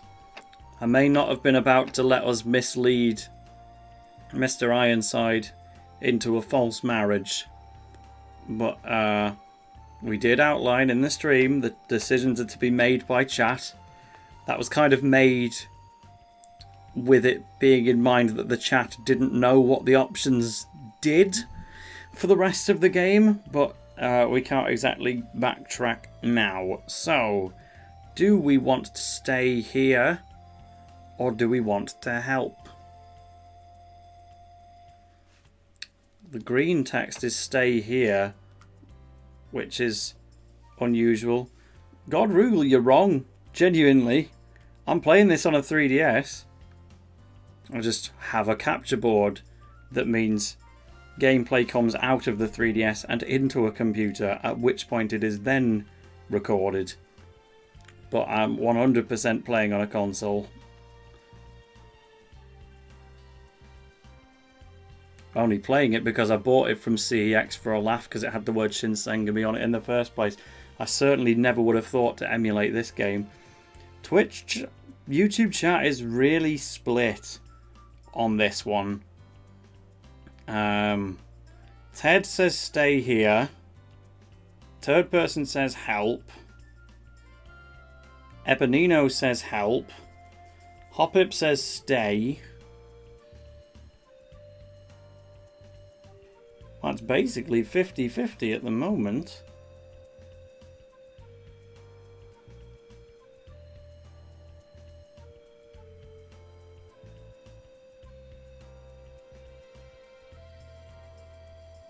Prince says stay here. So that's a slight lead for stay. Do we have any other opinions? Hopip says flip a coin. I'm not really personally bothered about following this guy. So I think it is going to be I'll stay here. Because we've had a very active day the night before anyway.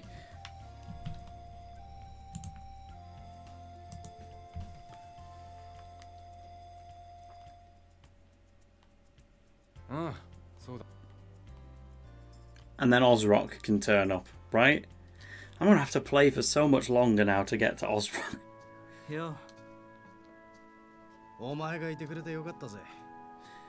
I wonder why going down the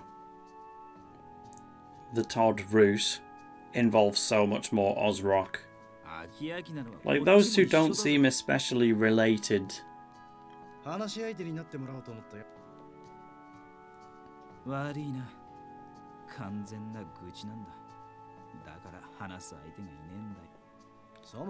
So staying means we get a chat with these two.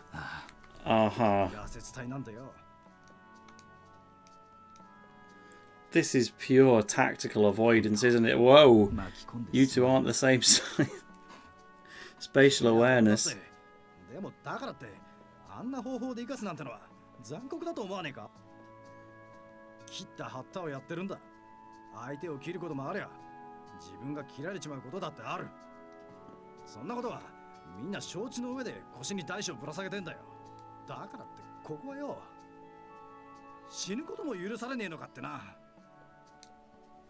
Yeah, it's weird, isn't it? Like, I'd say being immortal is worse than being dead.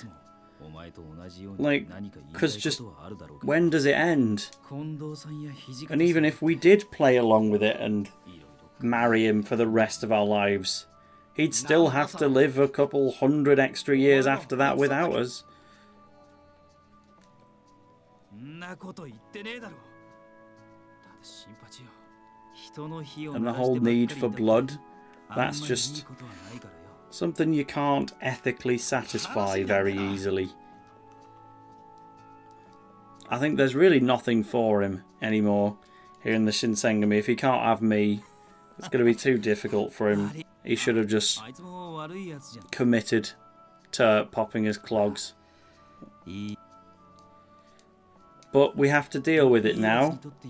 He's got the corruption meter. We've lost him to the dark side. Now we just have to be careful not to mess up with Okita.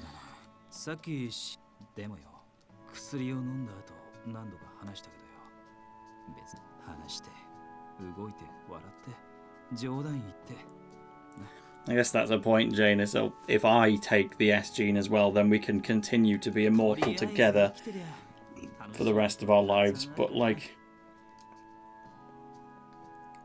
you know, what if the Shinsengumi people live to see the COVID-19 pandemic? It's like, where do you draw the line? And where do you keep sourcing that blood? And how do you stop the world from being overpopulated? Especially if the two of them then go on to have offspring that might also be immortal. We're really diving into Harada's mindset here, and this is the first time we've done this with this guy. Which is the gamble we took when choosing to stay at home. Well, we had basically a choice between Hijikata and Harada, and we're not overly bothered about either, but at least this is quite a useful talk about the morality of revival. Maybe it would be better if they just died. I agree, mate. Maybe you are the one after all.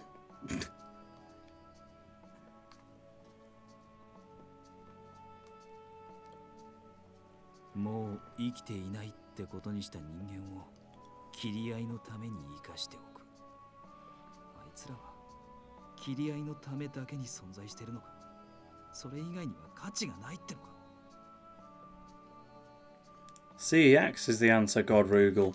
Just the local shop down the street. It's like 32 quid, but it's worth it. Logan's already done his top 100 characters on Twitter. How did you do it that fast? My top 100 took all day to narrow down. You're gonna have forgotten someone. Even TXM forgot to have Frank Foreman in his top 100, which he really wanted in there.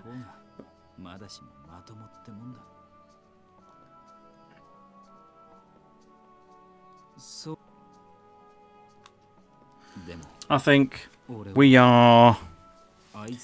need a bit of a break anyway, to be fair, from these characters, because it's just gone absolutely unfavourably in terms of anything we'd actually want.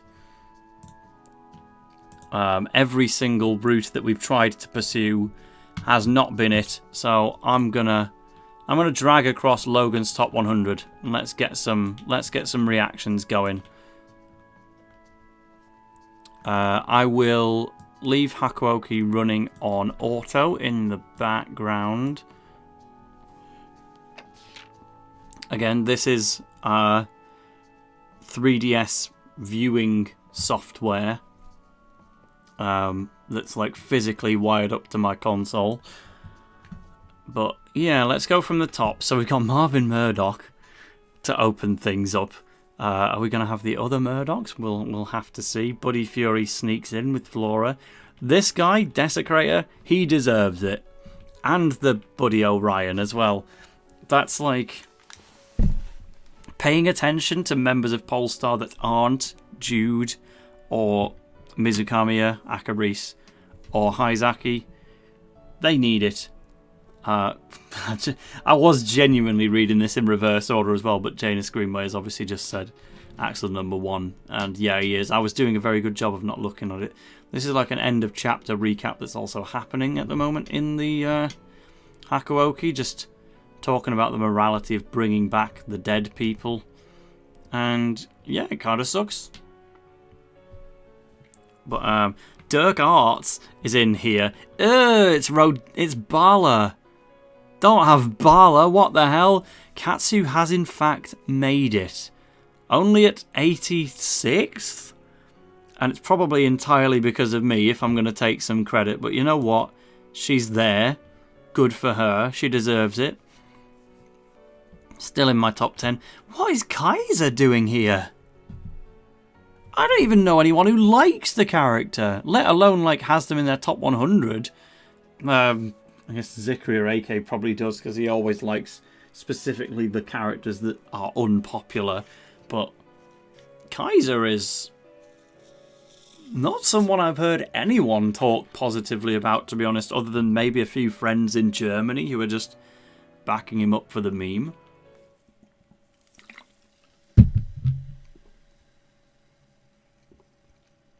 We make it to chapter 4 and that was an image of him.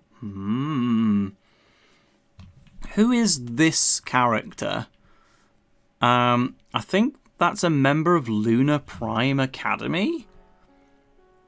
I guess maybe that was just the first character that Logan got as a 11 license or something, which would be pretty cool. Either way, it's a really unusual one to have in there. Hey up lads, it's Wolf White! Goal! Stick that one up you! Whatever he says.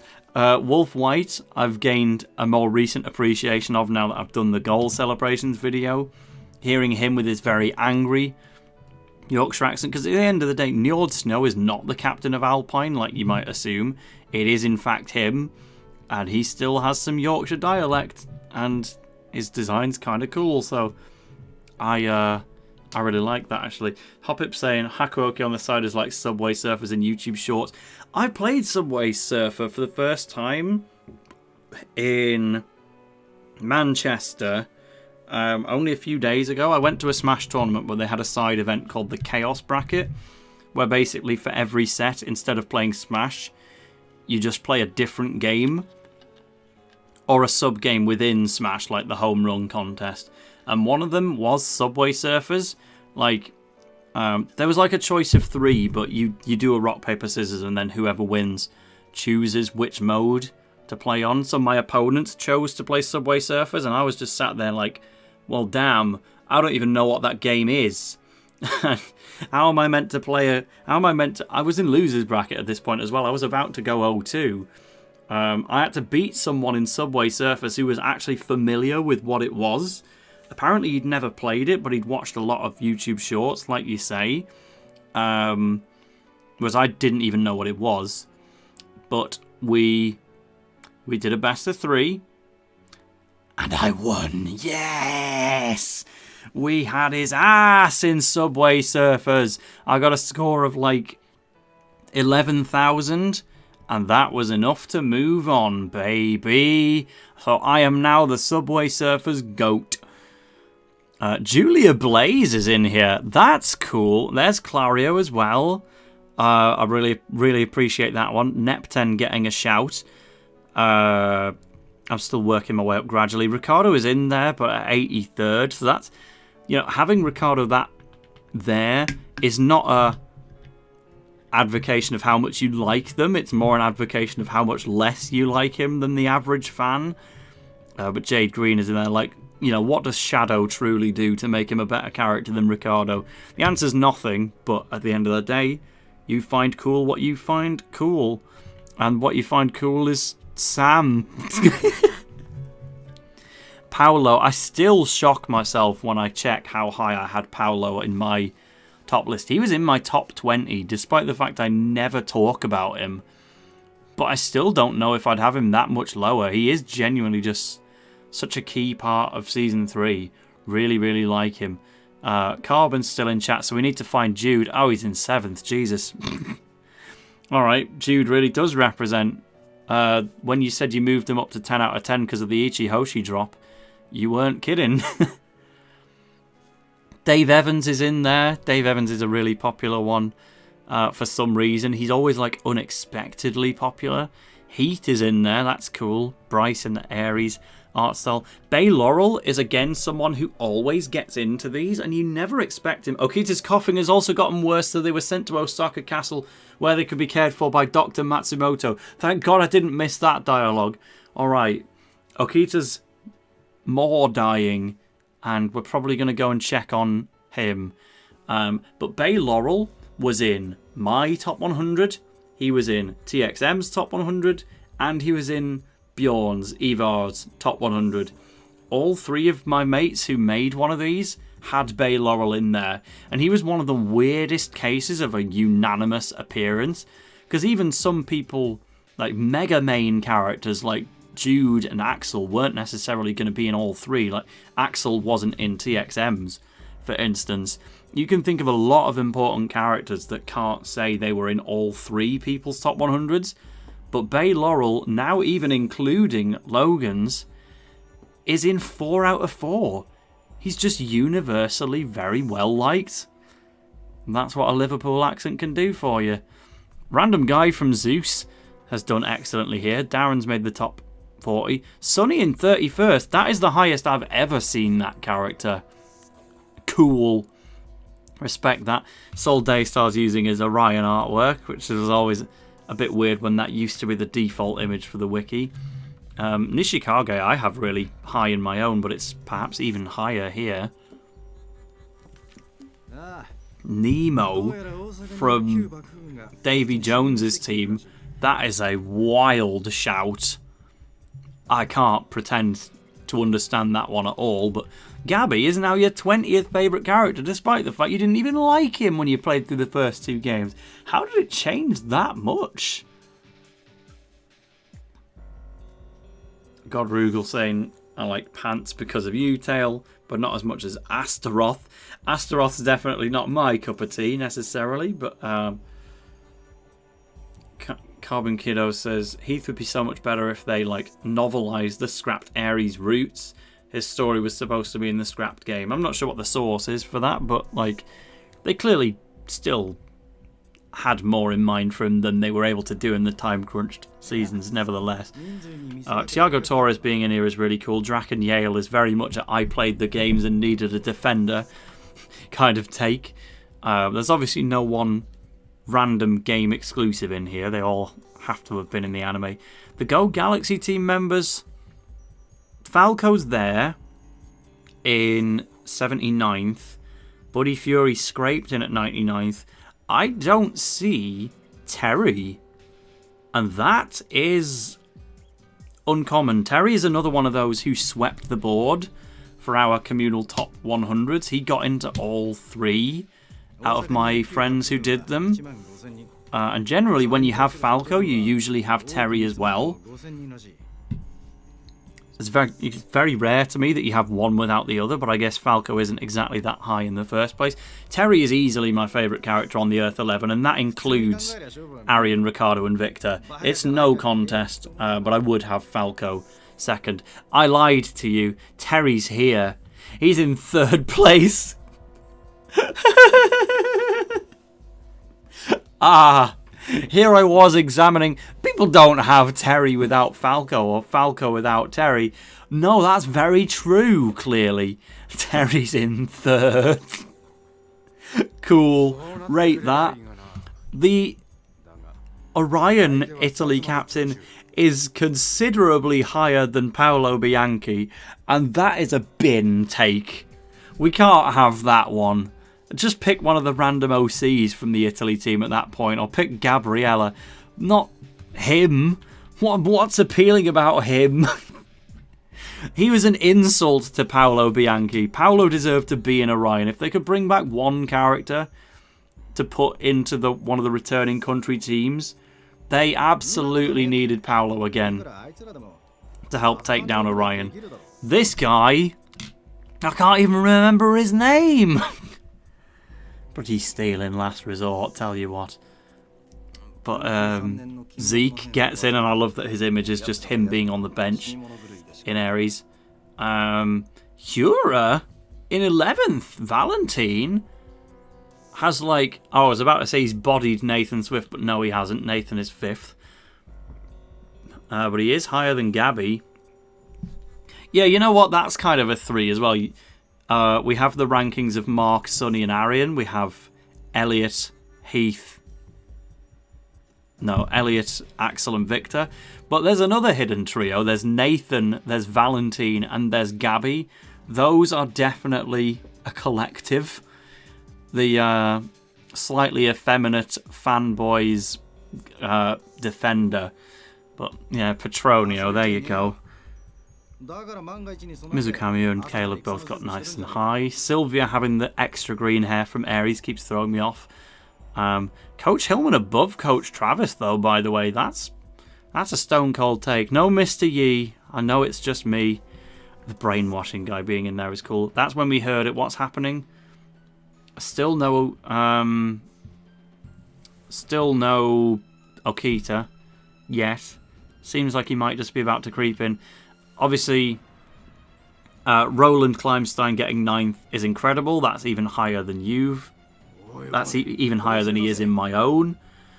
And you've got both Jordan and Bylong within the top 6. So, pretty awesome, even if you've got all of the main 3 within the confines of the top 8, which is like incredibly normie in comparison. But there's nothing wrong with liking the normie characters. Like, my favourite character in Blue Lock is the main character. So, sometimes it just happens it be that way. And Joe King has yet another fan. So there you go, Lord Rinsler. You can be sending your £2 to Logan instead of me to back it up. Ichihoshi I'm going to overlook. So we're getting plotty here in Hakuoki. So let's see what's happening while I also catch up on the chat.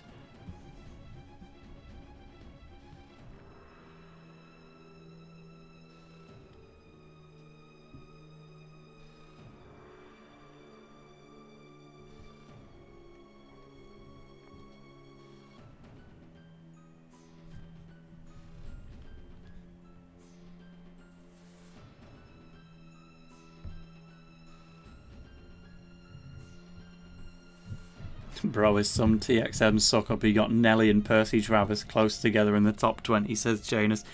I mean, fair, he was a tail stuck up in it as well. Jordan and Bylong in the top 7. LeMayo. But no, that's honestly like a really cool list. All it's really missing is some complete randoms that you've gained like attachment to just by randomly having them on your team in a game playthrough, even though they mean nothing to the overall plot. That's all you really need to make a banger top 100.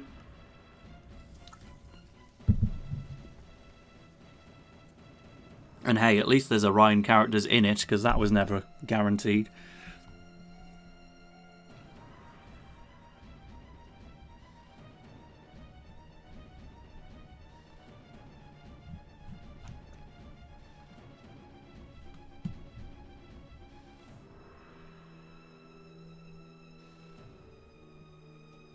To its full stop, people. Error spotted. Get that screenshotted. Send it to the developers of the game.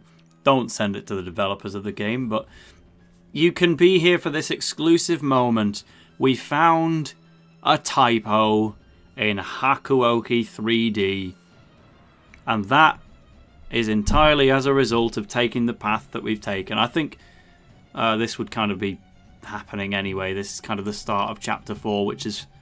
we haven't really made any proper choices yet, but... there you go.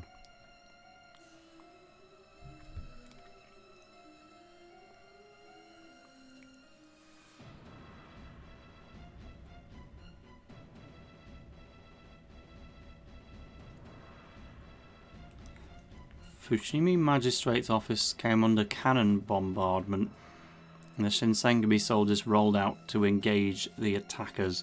And Todd might as well carry the work, seeing as he can't die anymore. It's just annoying knowing he only did it because he loves me, and he's not going to get the prize.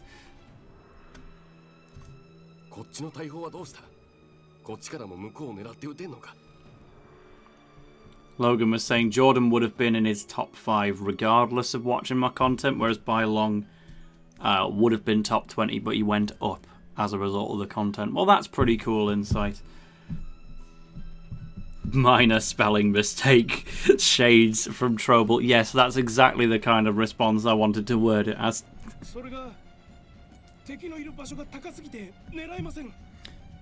Kid Carbon's favourite random scout from Inazuma Go is someone called Jerus. Let me look it up. I'll drag it across on screen if I can find it. Hopefully that is the right spelling. Inazuma Wiki Jerus.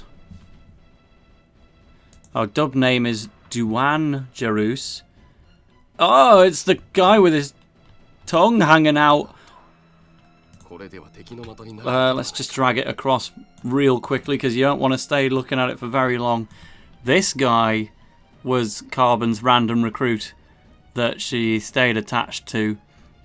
But, blimey, you won't catch him on my team. But no, that likes to think of as no, you know what? You're right. He likes to think of himself as a daring bad boy. But he's just missed the mark. He's trying to look cool, and he is failing. The hair's kind of cool, but bro thinks he's Victor with the eyes and thinks he's threatening with the tongue. But he needs a cosmetics pouch, so he's basically using makeup to make himself look more like Victor. And we just see right through it. You need bloody... oh no, I thought it was going to be Reina as in Bellatrix, but no, you just need this random Reina to get him. Naughty period is one of his Chrono Stones things, the indecisive radar. Bloody hell, they made him a lot harder in Galaxy. Sheesh! At least they're not full matches, but still. Bloody open 30 treasure chest. Wow. He must be good. He does have Meteor Blade. They made his moveset a lot worse for Chrono Stones.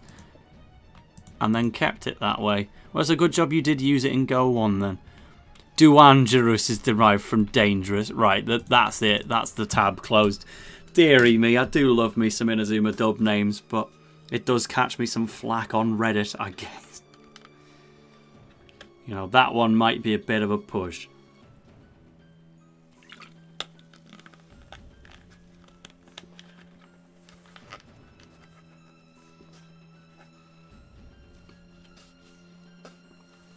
Still though, if anyone else has got any random scout characters from any Inazuma game that they would have in their top 100, do let me know and I can look them up. I'll probably look them up if I've not heard of them. If I've heard of them, then they're not random enough. So, there's your challenge. Name your favourite PAL pack or random scout from the OGs that you used in a playthrough and would be in your top 100 characters. And we'll see if I know who they are. Every time I shell land... so the building is actually, like, actively under fire here.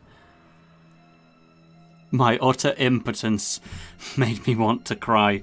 That's a sentence. The screenshots were going to be out in force again, but Auto moved us on quickly.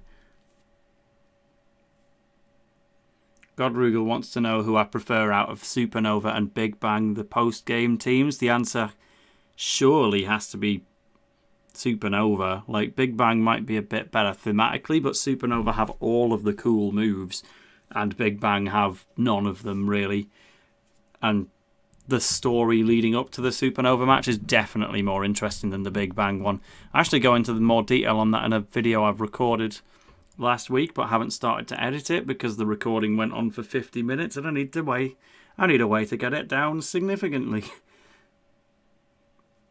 Nev Erin is Rinsler's favourite scout. It rings a bell, but I wouldn't say it like is confirmedly somebody that I know. So let's have a look.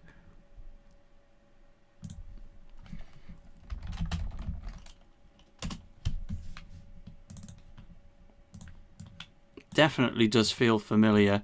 Oh yeah, I've seen him. He's in the Scout connection map, right? And pretty early on, which is why. So this is recruitment in 2 and 3.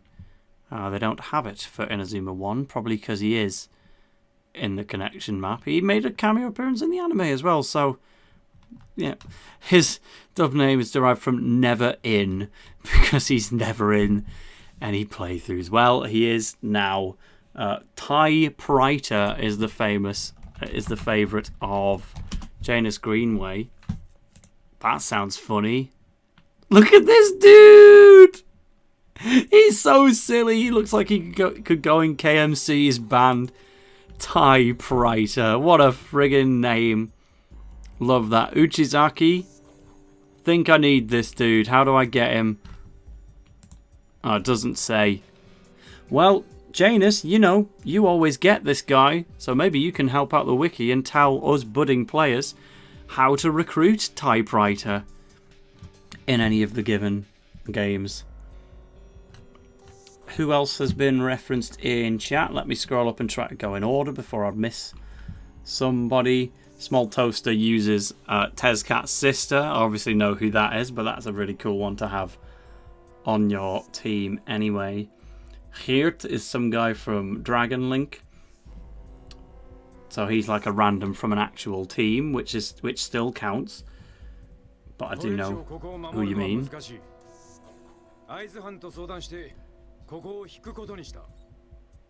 Third person uses a scout called Tiger Bleriot in Inazuma 3. Let's check it out. Nanjo. Ooh. He's got the whole cap going on. He's got like that one nose that you can give to the Miis that no one would ever do. He's a goalkeeper, is he? Like, goalkeepers are the one like random player type that I would pretty much never use, because I do always stick to the story goalkeepers, even in the games where I would least want to, where it's forcing you to use JP and Sam, just because it's the goalkeepers are at their biggest disadvantage in those games.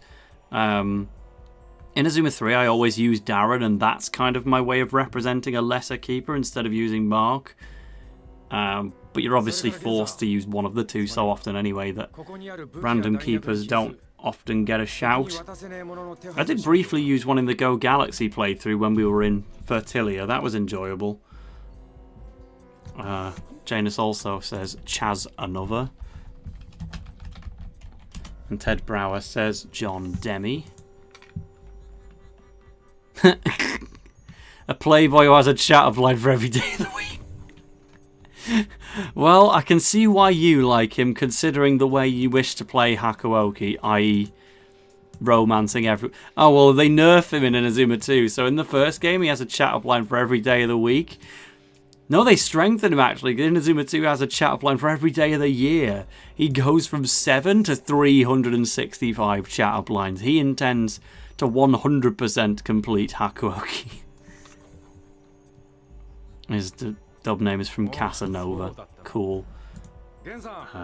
We definitely know Eugene Conwell, Small Toaster. He was in the bloody Inazuma Perfect Picks contest. He's that well known. I mean, he's a required scout at the end of the day. He's not random. He's essential to beating the game. But he's got the randomness feeling to him. A human says Nuno Vertigo. And then I'll look up John Demi, and then we'll maybe leave it at that and go back to full screen. Oh, I've seen him, yeah. But why, though? Son of a builder, he can walk around on rooftops without fear. Couldn't be me. Could not be me. I was useless in San Marino. I was always worried about falling off the side.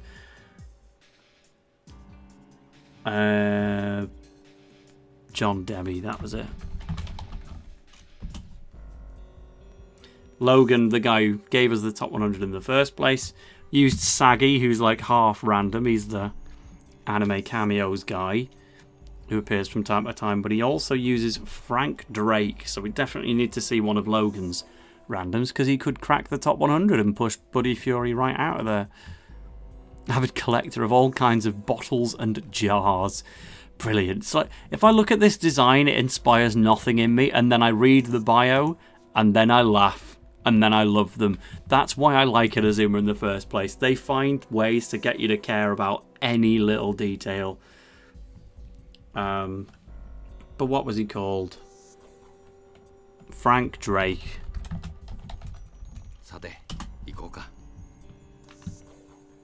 Hey up, Sakamoto. That guy already got assassinated. No, it is actually him. Well, did you know that, Logan? Your buddy Frank Drake is actually Sakamoto himself. I hope you enjoyed seeing him in your Inazuma 1 save, because he's just been assassinated. He's even called Ryo! Sakamoto Ryo! All you're missing is the word ma. This dude is Ryoma Sakamoto, before we had the actual historic one in the series. And we've discovered that during a stream about Hakuoki, where an explosion's gone off. That was it. There you go. Roma just died. That explosion killed him. Oops.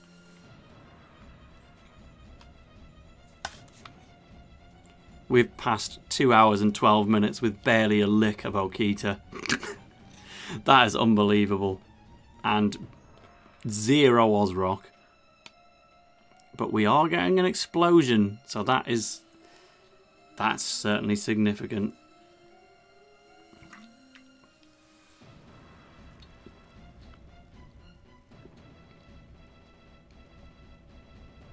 So in a way, the old bald guy was with us at the time of the explosion, and he could be in danger. As a result of that, he could have been crushed under the wall?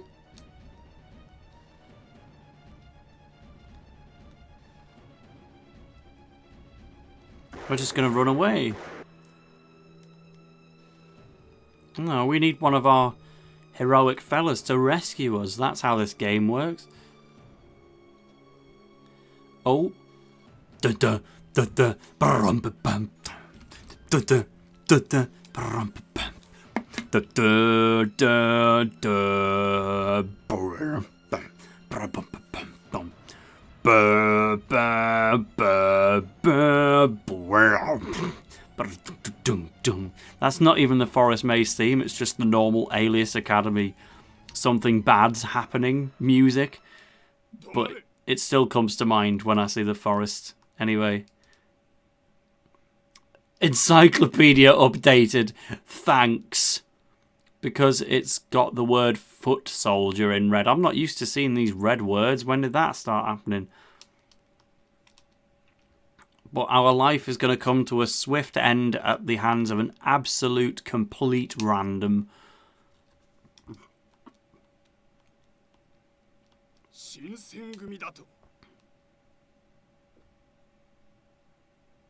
Don't say that.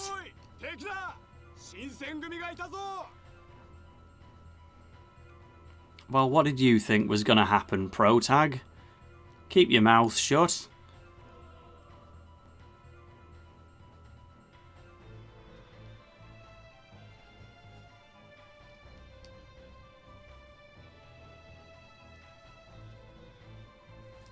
Trobal Nation people in chat saying they don't even know how the plot goes as a result of my decision to divert away from what people were asking for. And I think that's probably a bit better for you guys. If you know the plot of a particular route, wouldn't you rather explore a different one?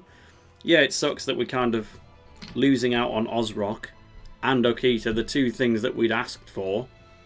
But, you know, I figured when I was playing Hakuoki of all games on stream, I was introducing a brand new game to everybody watching. Didn't end up working out that way. In the end, people got so excited they learned more about it. So now I'm able to kind of teach new things about Hakuoki to the quote-unquote experts.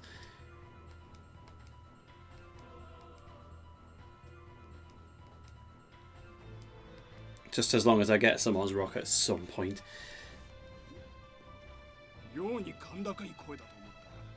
Oh, he finally just clocked that. Don't know why she's dressed like a boy.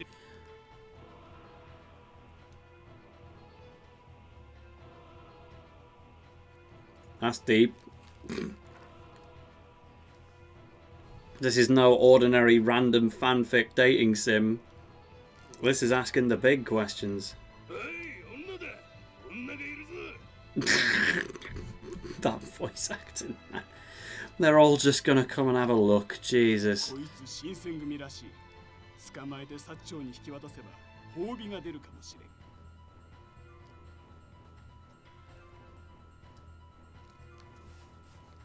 Third person asking for a Hakuoki Let's Play. What do you think this is? I'm playing it on stream. I'm trying to get to the end of the game at the end of the day. I think doing it as a Let's Play would be retreading the same ground.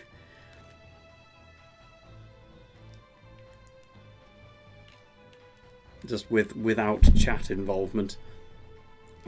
Carbon saying you drew Keshia, a random scout, in a colour wheel challenge. Oh, I was loving the colour wheel challenges that were going around, to be fair. I didn't really see many Inazuma-y ones. I don't think I really knew who you were at the time, to be fair, but the idea of a random Inazuma scout getting on one of those, based. Maybe you should finish it off.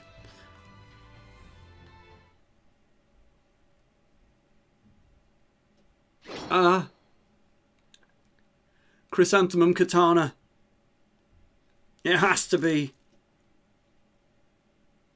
Kichi Ichimonchi! No, it's...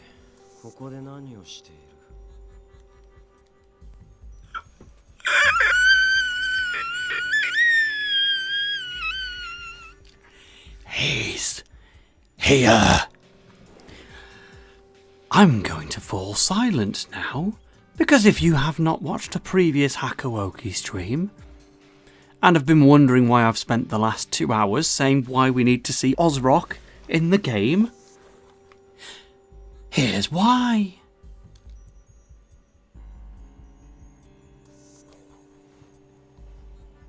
Talk. Not you. Sturgiza slash.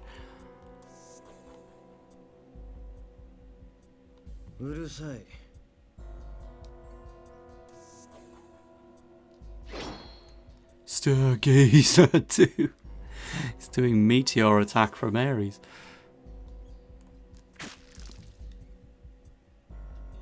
Well, he has saved us.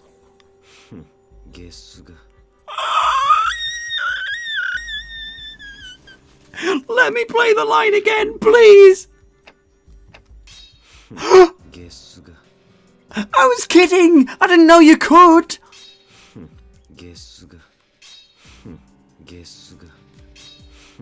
This is all I need now. We have an Ozrock on command voice line simulator. Kesuga. This is how we practice for the second Let's Play of Go Galaxy, I guess. Give me another line that I can loop. Where'd he go? Huh? Did he just not have his name above the line? Oi, ここで何をしている? Oi, 何している? Oi, ここで何をしている? So he's saving us from some pervy weirdos, but he himself is still a pervy weirdo, which is worth keeping in mind as we nevertheless listen to his beautiful voice. It literally said in the video description the stream would carry on until we at least saw Ozrock, so I'm glad that wasn't a lie.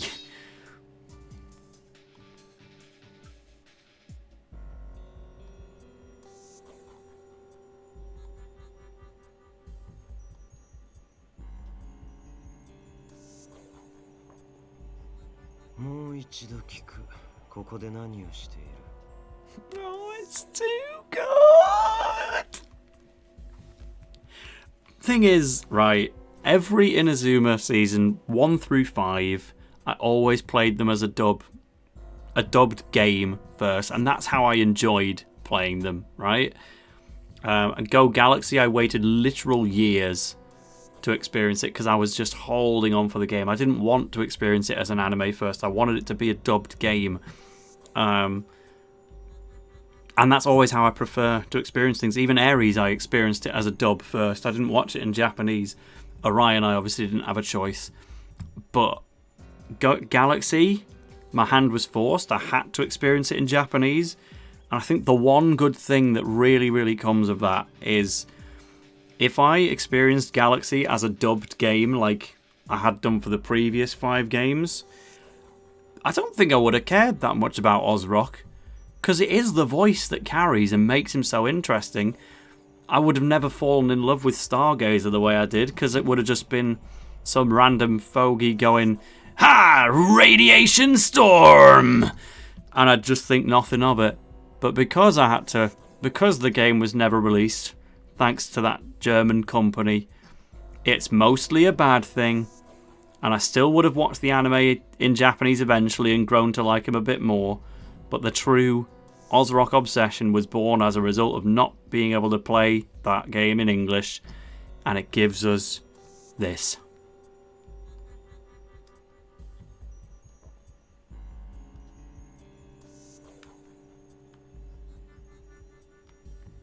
It gives us this.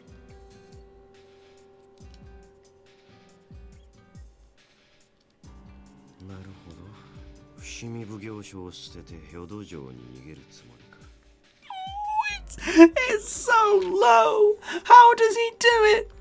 なるほど。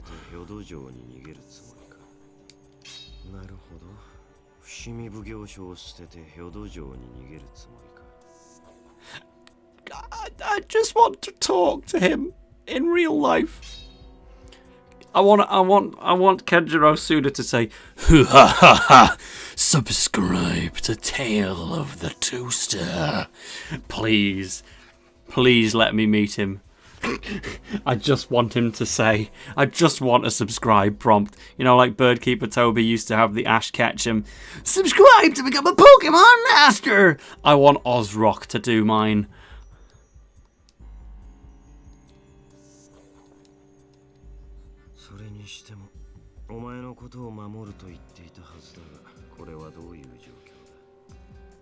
This is Ozrock, and if you're enjoying the stream, you should donate £2 to bring us into double-digit revenue.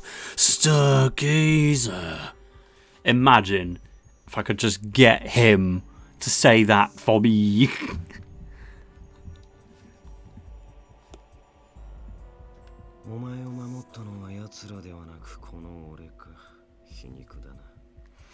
It was I who saved football. Now we will avenge the people of Ixar.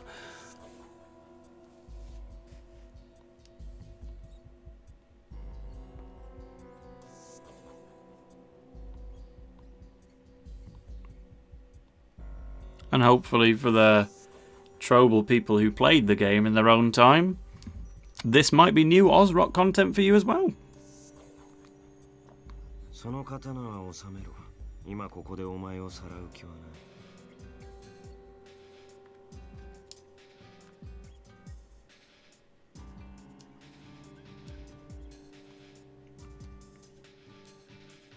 これからどうするつもりだ? I want you to teach me a special move. Let me do the Stargate. Thank you, Hopper, for actually going along with Ozrock's prompt. It was really him, you know. That wasn't my voice. He was the one who convinced you to donate £2, and we have now made a tenner off the stream. Let's go. Shinsengumi no tokoro ka. Yameta hou ga ii. Interesting localization aspect. The dubbed line is, that wouldn't be a good idea. But in Japanese, he's saying, Shinsengumi wouldn't be a good idea. Shinsengumi no tokoro ka. Shinsengumi. Shinsengumi no tokoro ka. Yameta hou ga ii. Shinsengumi no tokoro ka. Yameta hou ga ii. What a legend.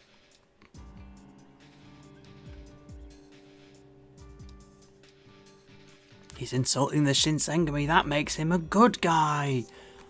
この周辺はすでに薩長軍に制圧されている。仲間のところに戻るにはその中を抜けていかなければならない。Can you tell me that again?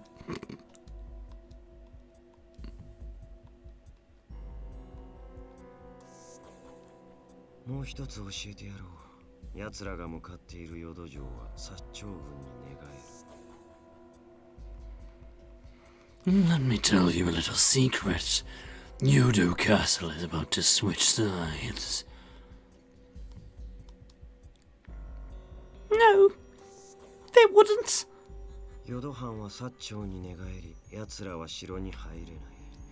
孤立したところを敵味方から狙い撃ちにされ、撤退することになるだろう。Encyclopedia updated.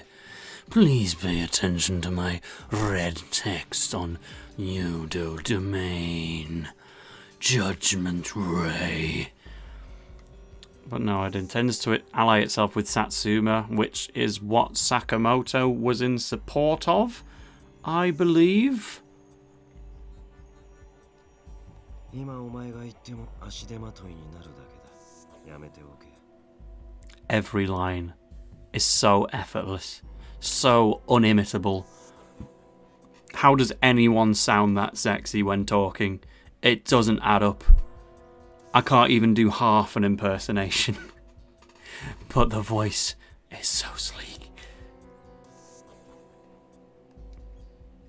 嘘を言ってどうなる。もう徳川は終わりだ。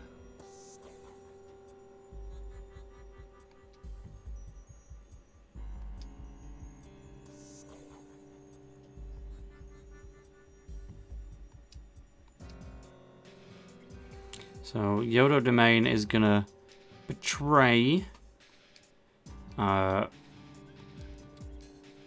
Shinsengumi. So if they're acting on behalf of the now dead Ryoma Sakamoto, I think Janus Greenway has the right idea in saying this might be Chrono Storm. Ryman may have just appeared. We might be about to see Arion. わからないようだな。教えてやろう。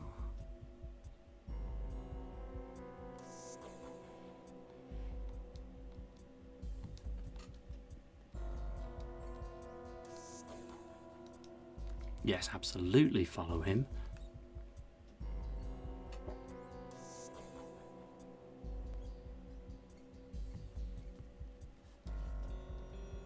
京にいる各藩に朝廷からの密書が渡った。薩長軍が錦の旗を立てる。味方せよ。とな。I don't know, by the way, if anyone's ever properly read the Wikipedia article for Ozrock's voice actor, Kenjiro Tsuda, but this role as Chikage Kazama is like his main credited role. He's done a lot of anime in his time, and he's been in all the big name shows, but usually as someone a bit more minor. It sounds like this was kind of his breakout, or at the very least it's his most consistent source of income, because Hakuoki had like 8 or 9 different versions.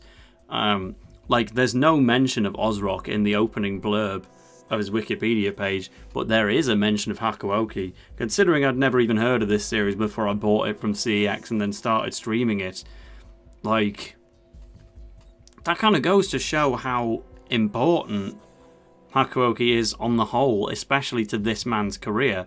And again, Hakuoki came first, before Inazuma 11 Go Galaxy. It may have been... Because, let me get my facts straight on that. Go Galaxy came out in 2014. Hakuoki, I believe, is 2010.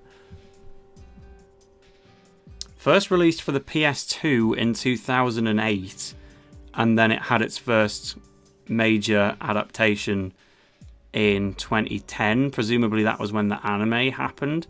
So, obviously Ozrock's voice actor has had, like, roles before and since Hakuoki. I'm not going to say it single-handedly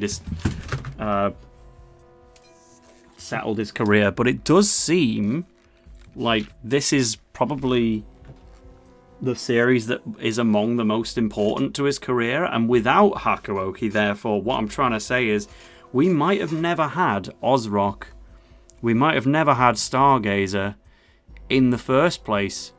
If Ozrock in Go Galaxy had just some random voice, would we care about him as much? Stargazer would be infinitely less appealing. So would every line of dialogue he says. I think we honestly have this game and the series in general to thank for making Ozrock such a likeable Inazuma character. So let us continue to follow him.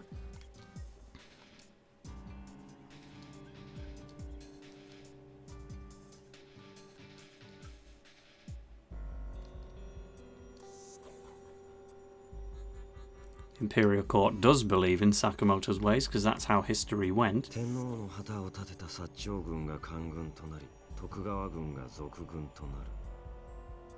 But what's your opinion on that, Ozrock? Do you agree with the future, or do you agree with the Shinsengumi?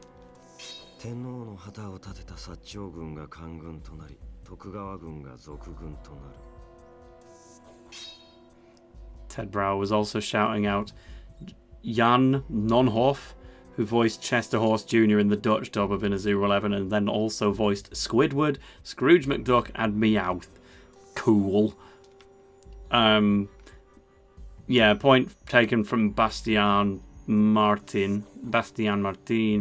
Hakuoki is not Ozrock VA's most famous role, but it's definitely like in the top 3 to the point where it's in his opening blurb. But yes, being Seto Kaiba from Yu-Gi-Oh! Is probably number 1 by a considerable distance.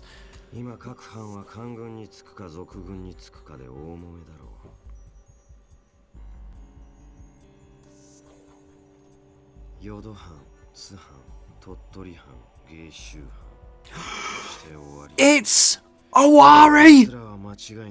We're gonna get Katsu! This is merging the Chrono Stones chapters! We're gonna have the Nobunaga half and the Kyoto half in the same story! Encyclopedia now! Tell me more about Katsu's home. Owari Domain, the leader and largest of the 3 branches of the Tokugawa clan. The lord of this domain was higher in rank than the lords of the other 2. And that is all it says at the moment. But that is the first mention of Owari. So we might have a little Katsu equivalent if we were just to go there. Let's save properly as well. Now that we're in chapter 4, we've committed to going down the path of misleading, instead of calling him Todd. Oh, Todd, Todo. That's pretty easy to remember, actually. It's Todd, but extended with his corruption. Ready to increase. And his romance, we couldn't even move it further along. Which is good for Okita, but bad for him. But our meter for this guy, I'm off the charts, bro. Like, my icon doesn't fit on the screen anymore. Actually, I need to hear him say Owari again. I need to hear Ozrock talk about Katsu. ヨド藩、津藩、鳥取藩、芸州藩、そして尾張藩。尾張。こいつらは間違いなく官軍につく。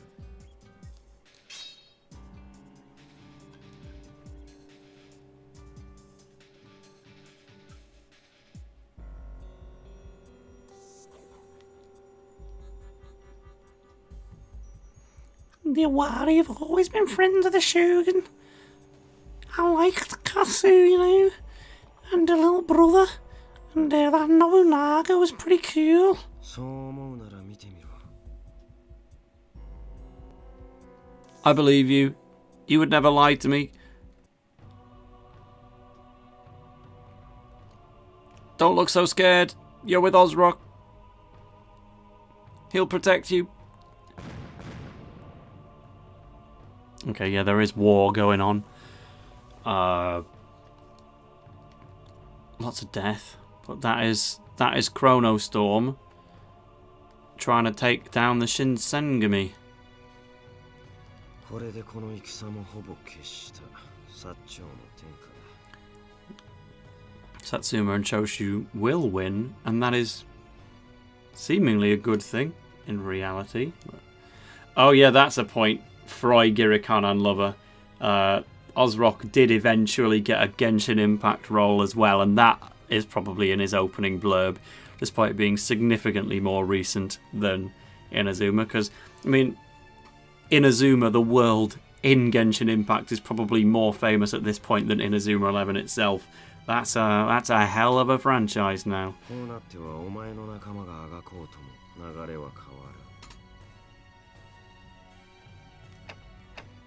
I can't keep replaying every line. But it's so good, man.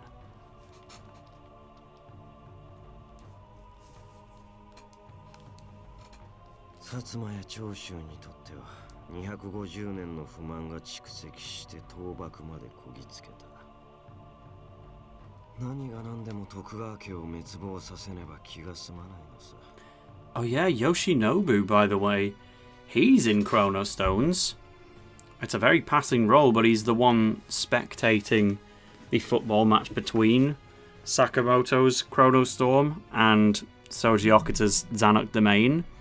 And he's like secret in Inazuma's context, he's like secretly ready to fold to Ryman's demands anyway, because he kind of admits the world is already at this point prepared to open up Japan to international stuff. Not sure on the context within this one, but yes, Yoshinobu is literally the last remaining Inazuma 11 Chrono Stones character to be mentioned within this game. We got Ryoma Sakamoto at the start of the stream, and now Yoshinobu has been mentioned as well. Let me get a picture of him up actually, just to get his image back into people's minds. So I looked this guy up in a previous stream because I thought someone who appeared on my screen was going to be him, but it wasn't. But this is the real one. This is Yoshinobu in Inazuma, the leader of the Tokugawa clan and the last shogun of the Tokugawa shogunate. There's his in-game sprite, lovingly uploaded by Airy Hunter, one of our very own subscribers. And he was 30 years old when Ryman visited. And he mainly set up the football match in Inazuma so that he could pass on the blame of who was responsible for folding to Sakamoto's demands, because he knew that it had to happen anyway. But within the context of this game, don't know, but he is still clearly betraying the Shinsengumi here.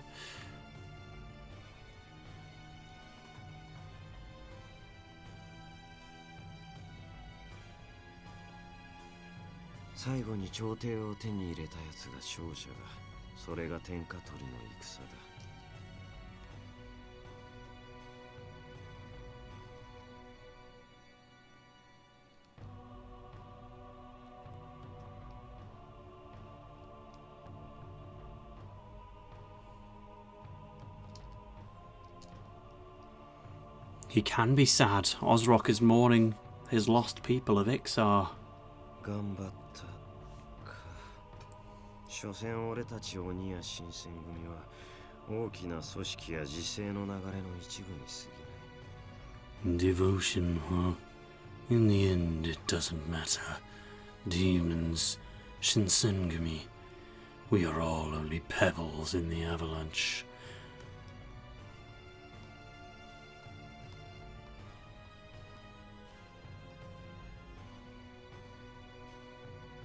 言ったはずだ。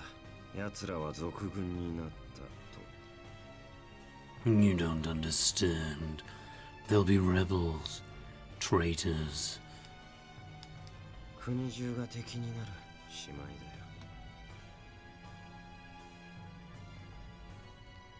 だよ。 It's over. ようやく近畿も出たか。晴れて薩長軍が官軍となった。徳川は完全な朝敵だ。おいおい追討令も出るだろう。 You can save us with Mark of the Berserker. Just like steal their totems and stuff.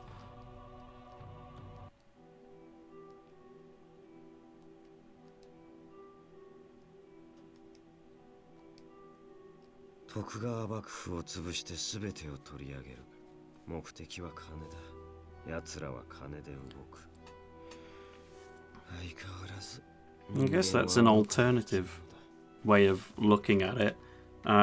We see from the Inazuma perspective of the Sakamoto belief is just looking after money by, trading with the outside world, and in a sense that's true. Like by opening Japan up to trade with more countries than itself, yeah, there's financial implications. But good ones at the end of the day. But I can understand why Kazama would see it that way. It's not just cultural enlightenment. Logan 7 Titan is back, and mate, you missed it. Well, it's still here, obviously, but let me just shut up and give you another line.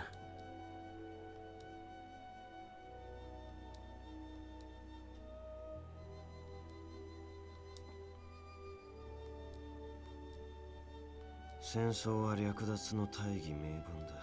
その中身はただの権力と金の奪い合いだ。 Oh, that line hit me like a 10-ton truck. That sounded so good. Especially when it's actually flying in complete contrast to how Ozrock feels.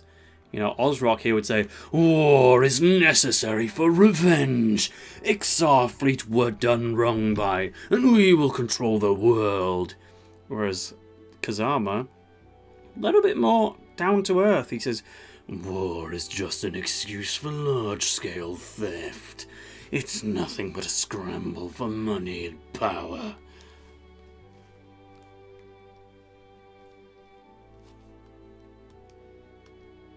そうか。上のやつだけのことじゃない。下のやつらも一緒だ。下のやつらも楽に戦って生き残って褒美をもらうのが目的だ。お前を襲ったやつをもう忘れたのか。追いはぎ、戦場泥棒。あれが現実だ。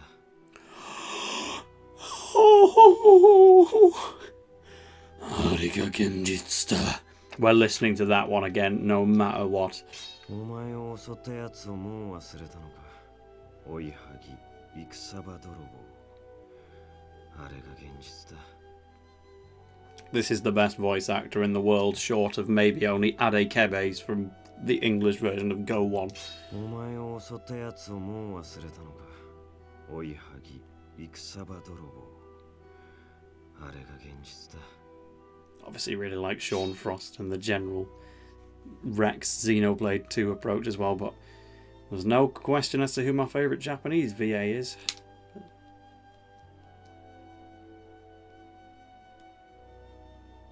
言いたいのは新選組のことか。気持ちはわからなくもない。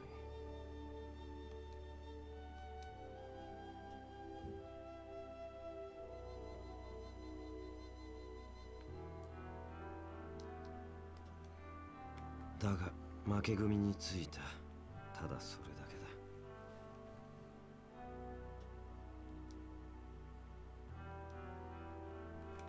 So he doesn't see the Shinsengumi as bad guys, but he knows that they lost the war, so he has no great opinion. And if he did have one, it wouldn't matter anyway. さて、俺はそろそろ行く。お前を連れて行くこともできるが。風間、その子から離れなさい。Who's that? Is it Katsu's time? Has she come all the way from Owari? No, we do know this character already. Sen, the princess, is back. Oh, and some of his other baddies. 確かにね。今日を抑えた者が勝者とはよく言うけれど。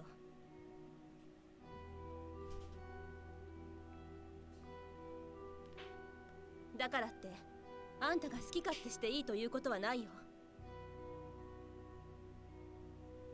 あんたがこの子を力ずくで奪っていくなら、私が日本中の鬼に命を下します。He's not going to, though. He's not actually that bad of a guy, other than a couple of murders here and there that he needed to do, I guess, and he wants very badly to be in a marriage with me and continue his like demon bloodline and stuff, but he's just looking out for his own survival at the end of the day, and he likes us, he wants to be with us, and I want to be with him, but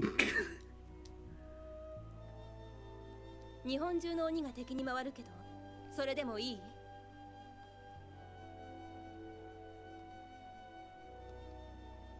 天霧、どういうつもりだ？なぜ連れてきた？千姫たっての願いによりお連れしました。鬼の一人として今日を滑る千姫の命に従うのは当然のこと。Hobbit Enjoyer says Hakuoki is currently half price on Steam. Well, isn't that interesting? We could have more people playing the game. Especially because I think when we get to the end of this scene, we're going to be cutting off the stream a bit before the 3-hour mark, I would say. 今この場でこいつを奪うつもりはない。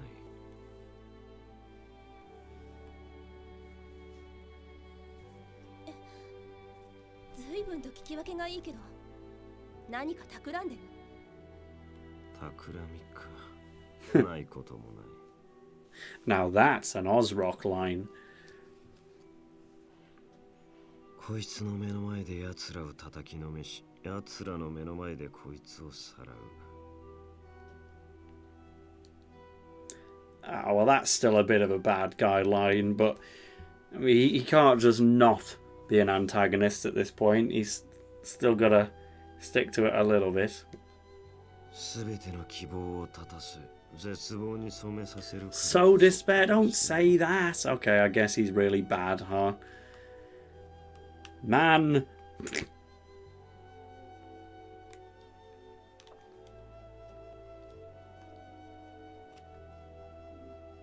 I thought it too, Yukimura. I thought it too. それができないのであれば、この遊びはしまい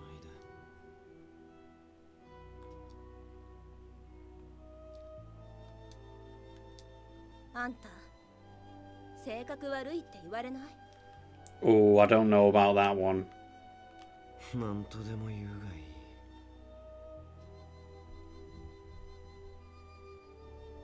まあ、そういうところはある意味鬼っぽいよ。And that's a story I want to read. じゃあさ、この子のことは諦めたってことでいいのかな？今はそう取ってもらって結構だ。Don't give up on her though, because next time I do a stream of this, if we do want a next time, we can't just have you not be in it again. You've had more appearance than Okita here, and it took a lot of getting to. 心変わりしないことを祈ってるね。さてと、これから薩摩への義理返しは終わった。これ以上人と関わるつもりはない。 I've no intention of involving myself any further in human affairs. The point of the Galaxy what's the international tournament called again in Go Galaxy?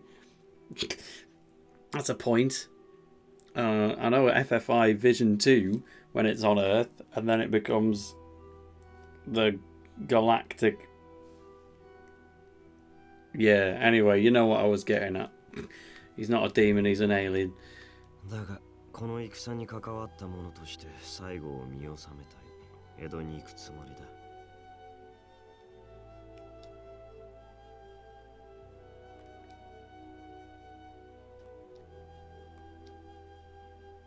Grand Celesta Galaxy. Thanks, a human. We have one more choice to make, chat. We've only got 11 left because it's getting pretty late. My voice is kind of going as well. And we will be bringing the stream to an end pretty much as soon as this scene has concluded. But before the scene can end, we have an option between talk to Ozrock or don't talk to Ozrock. What do we think we're going with here? Ted Brower says go alone. What? Third person saying you're trolling. You're all trolling, right? With Kyoto under the control of the new Imperial Army, I certainly couldn't remain there. The more I thought about it, the more I realised I wanted to go to Edo. So why are there currently 2 votes in chat for don't go with Ozrock? We've already avoided him once earlier in this stream. I think most of the troubled people have gone to sleep at this point. Yeah, there's only the 2 votes in chat at this stage. But yeah, this is a false choice. I'm definitely not doing anything other than talk to Ozrock when I have the option.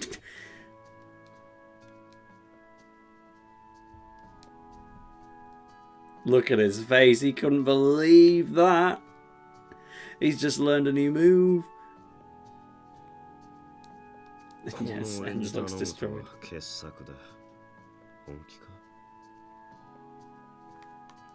Again.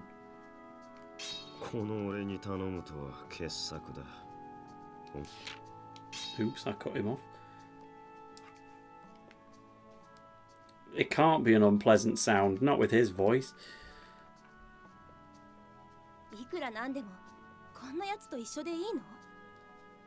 Of course I'd ask him. He's got a spaceship. It'd be the quickest way there. And the most audioly pleasing one.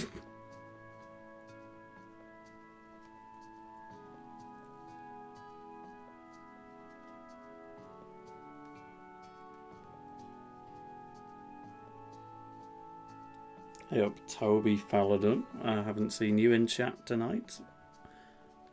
But you get to enjoy some Ozrock with the rest of us.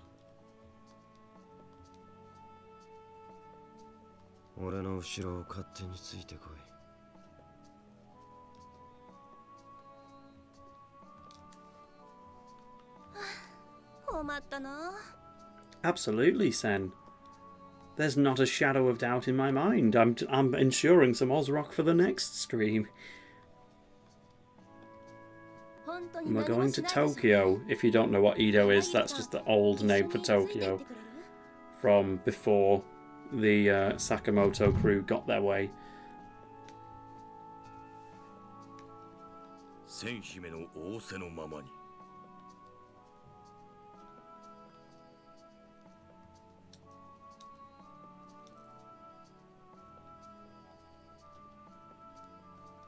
Guess we're not going to have more.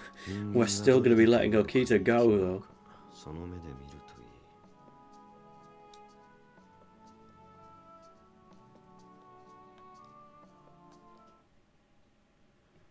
And we fade out.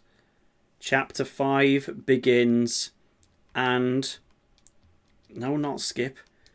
Yeah, let me save. Because that is going to be it for the stream, I would say. Ozrock will be there, not in the second half or final third of the next Hakuoki stream, but instead he'll be there literally right away. And the next time we play this game, Ozrock will be by our side. Look forward to that in the next stream. I'll have to put Ozrock in the proper thumbnail for it.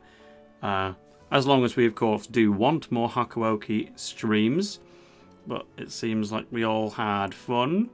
And thank you for joining. I'll stick around for another minute or two to read the goodbye messages from chat. Yeah, Chapter 4 was incredibly short. You're right, Janus.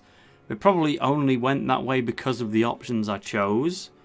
I guess chose to stay indoors at one point instead of getting involved in an extra scene, and then with Ozrock we were meant to have a bit more of a fight, but we instead went down an alternate path with him, which I didn't think it was going to let us do, but it has. So, great.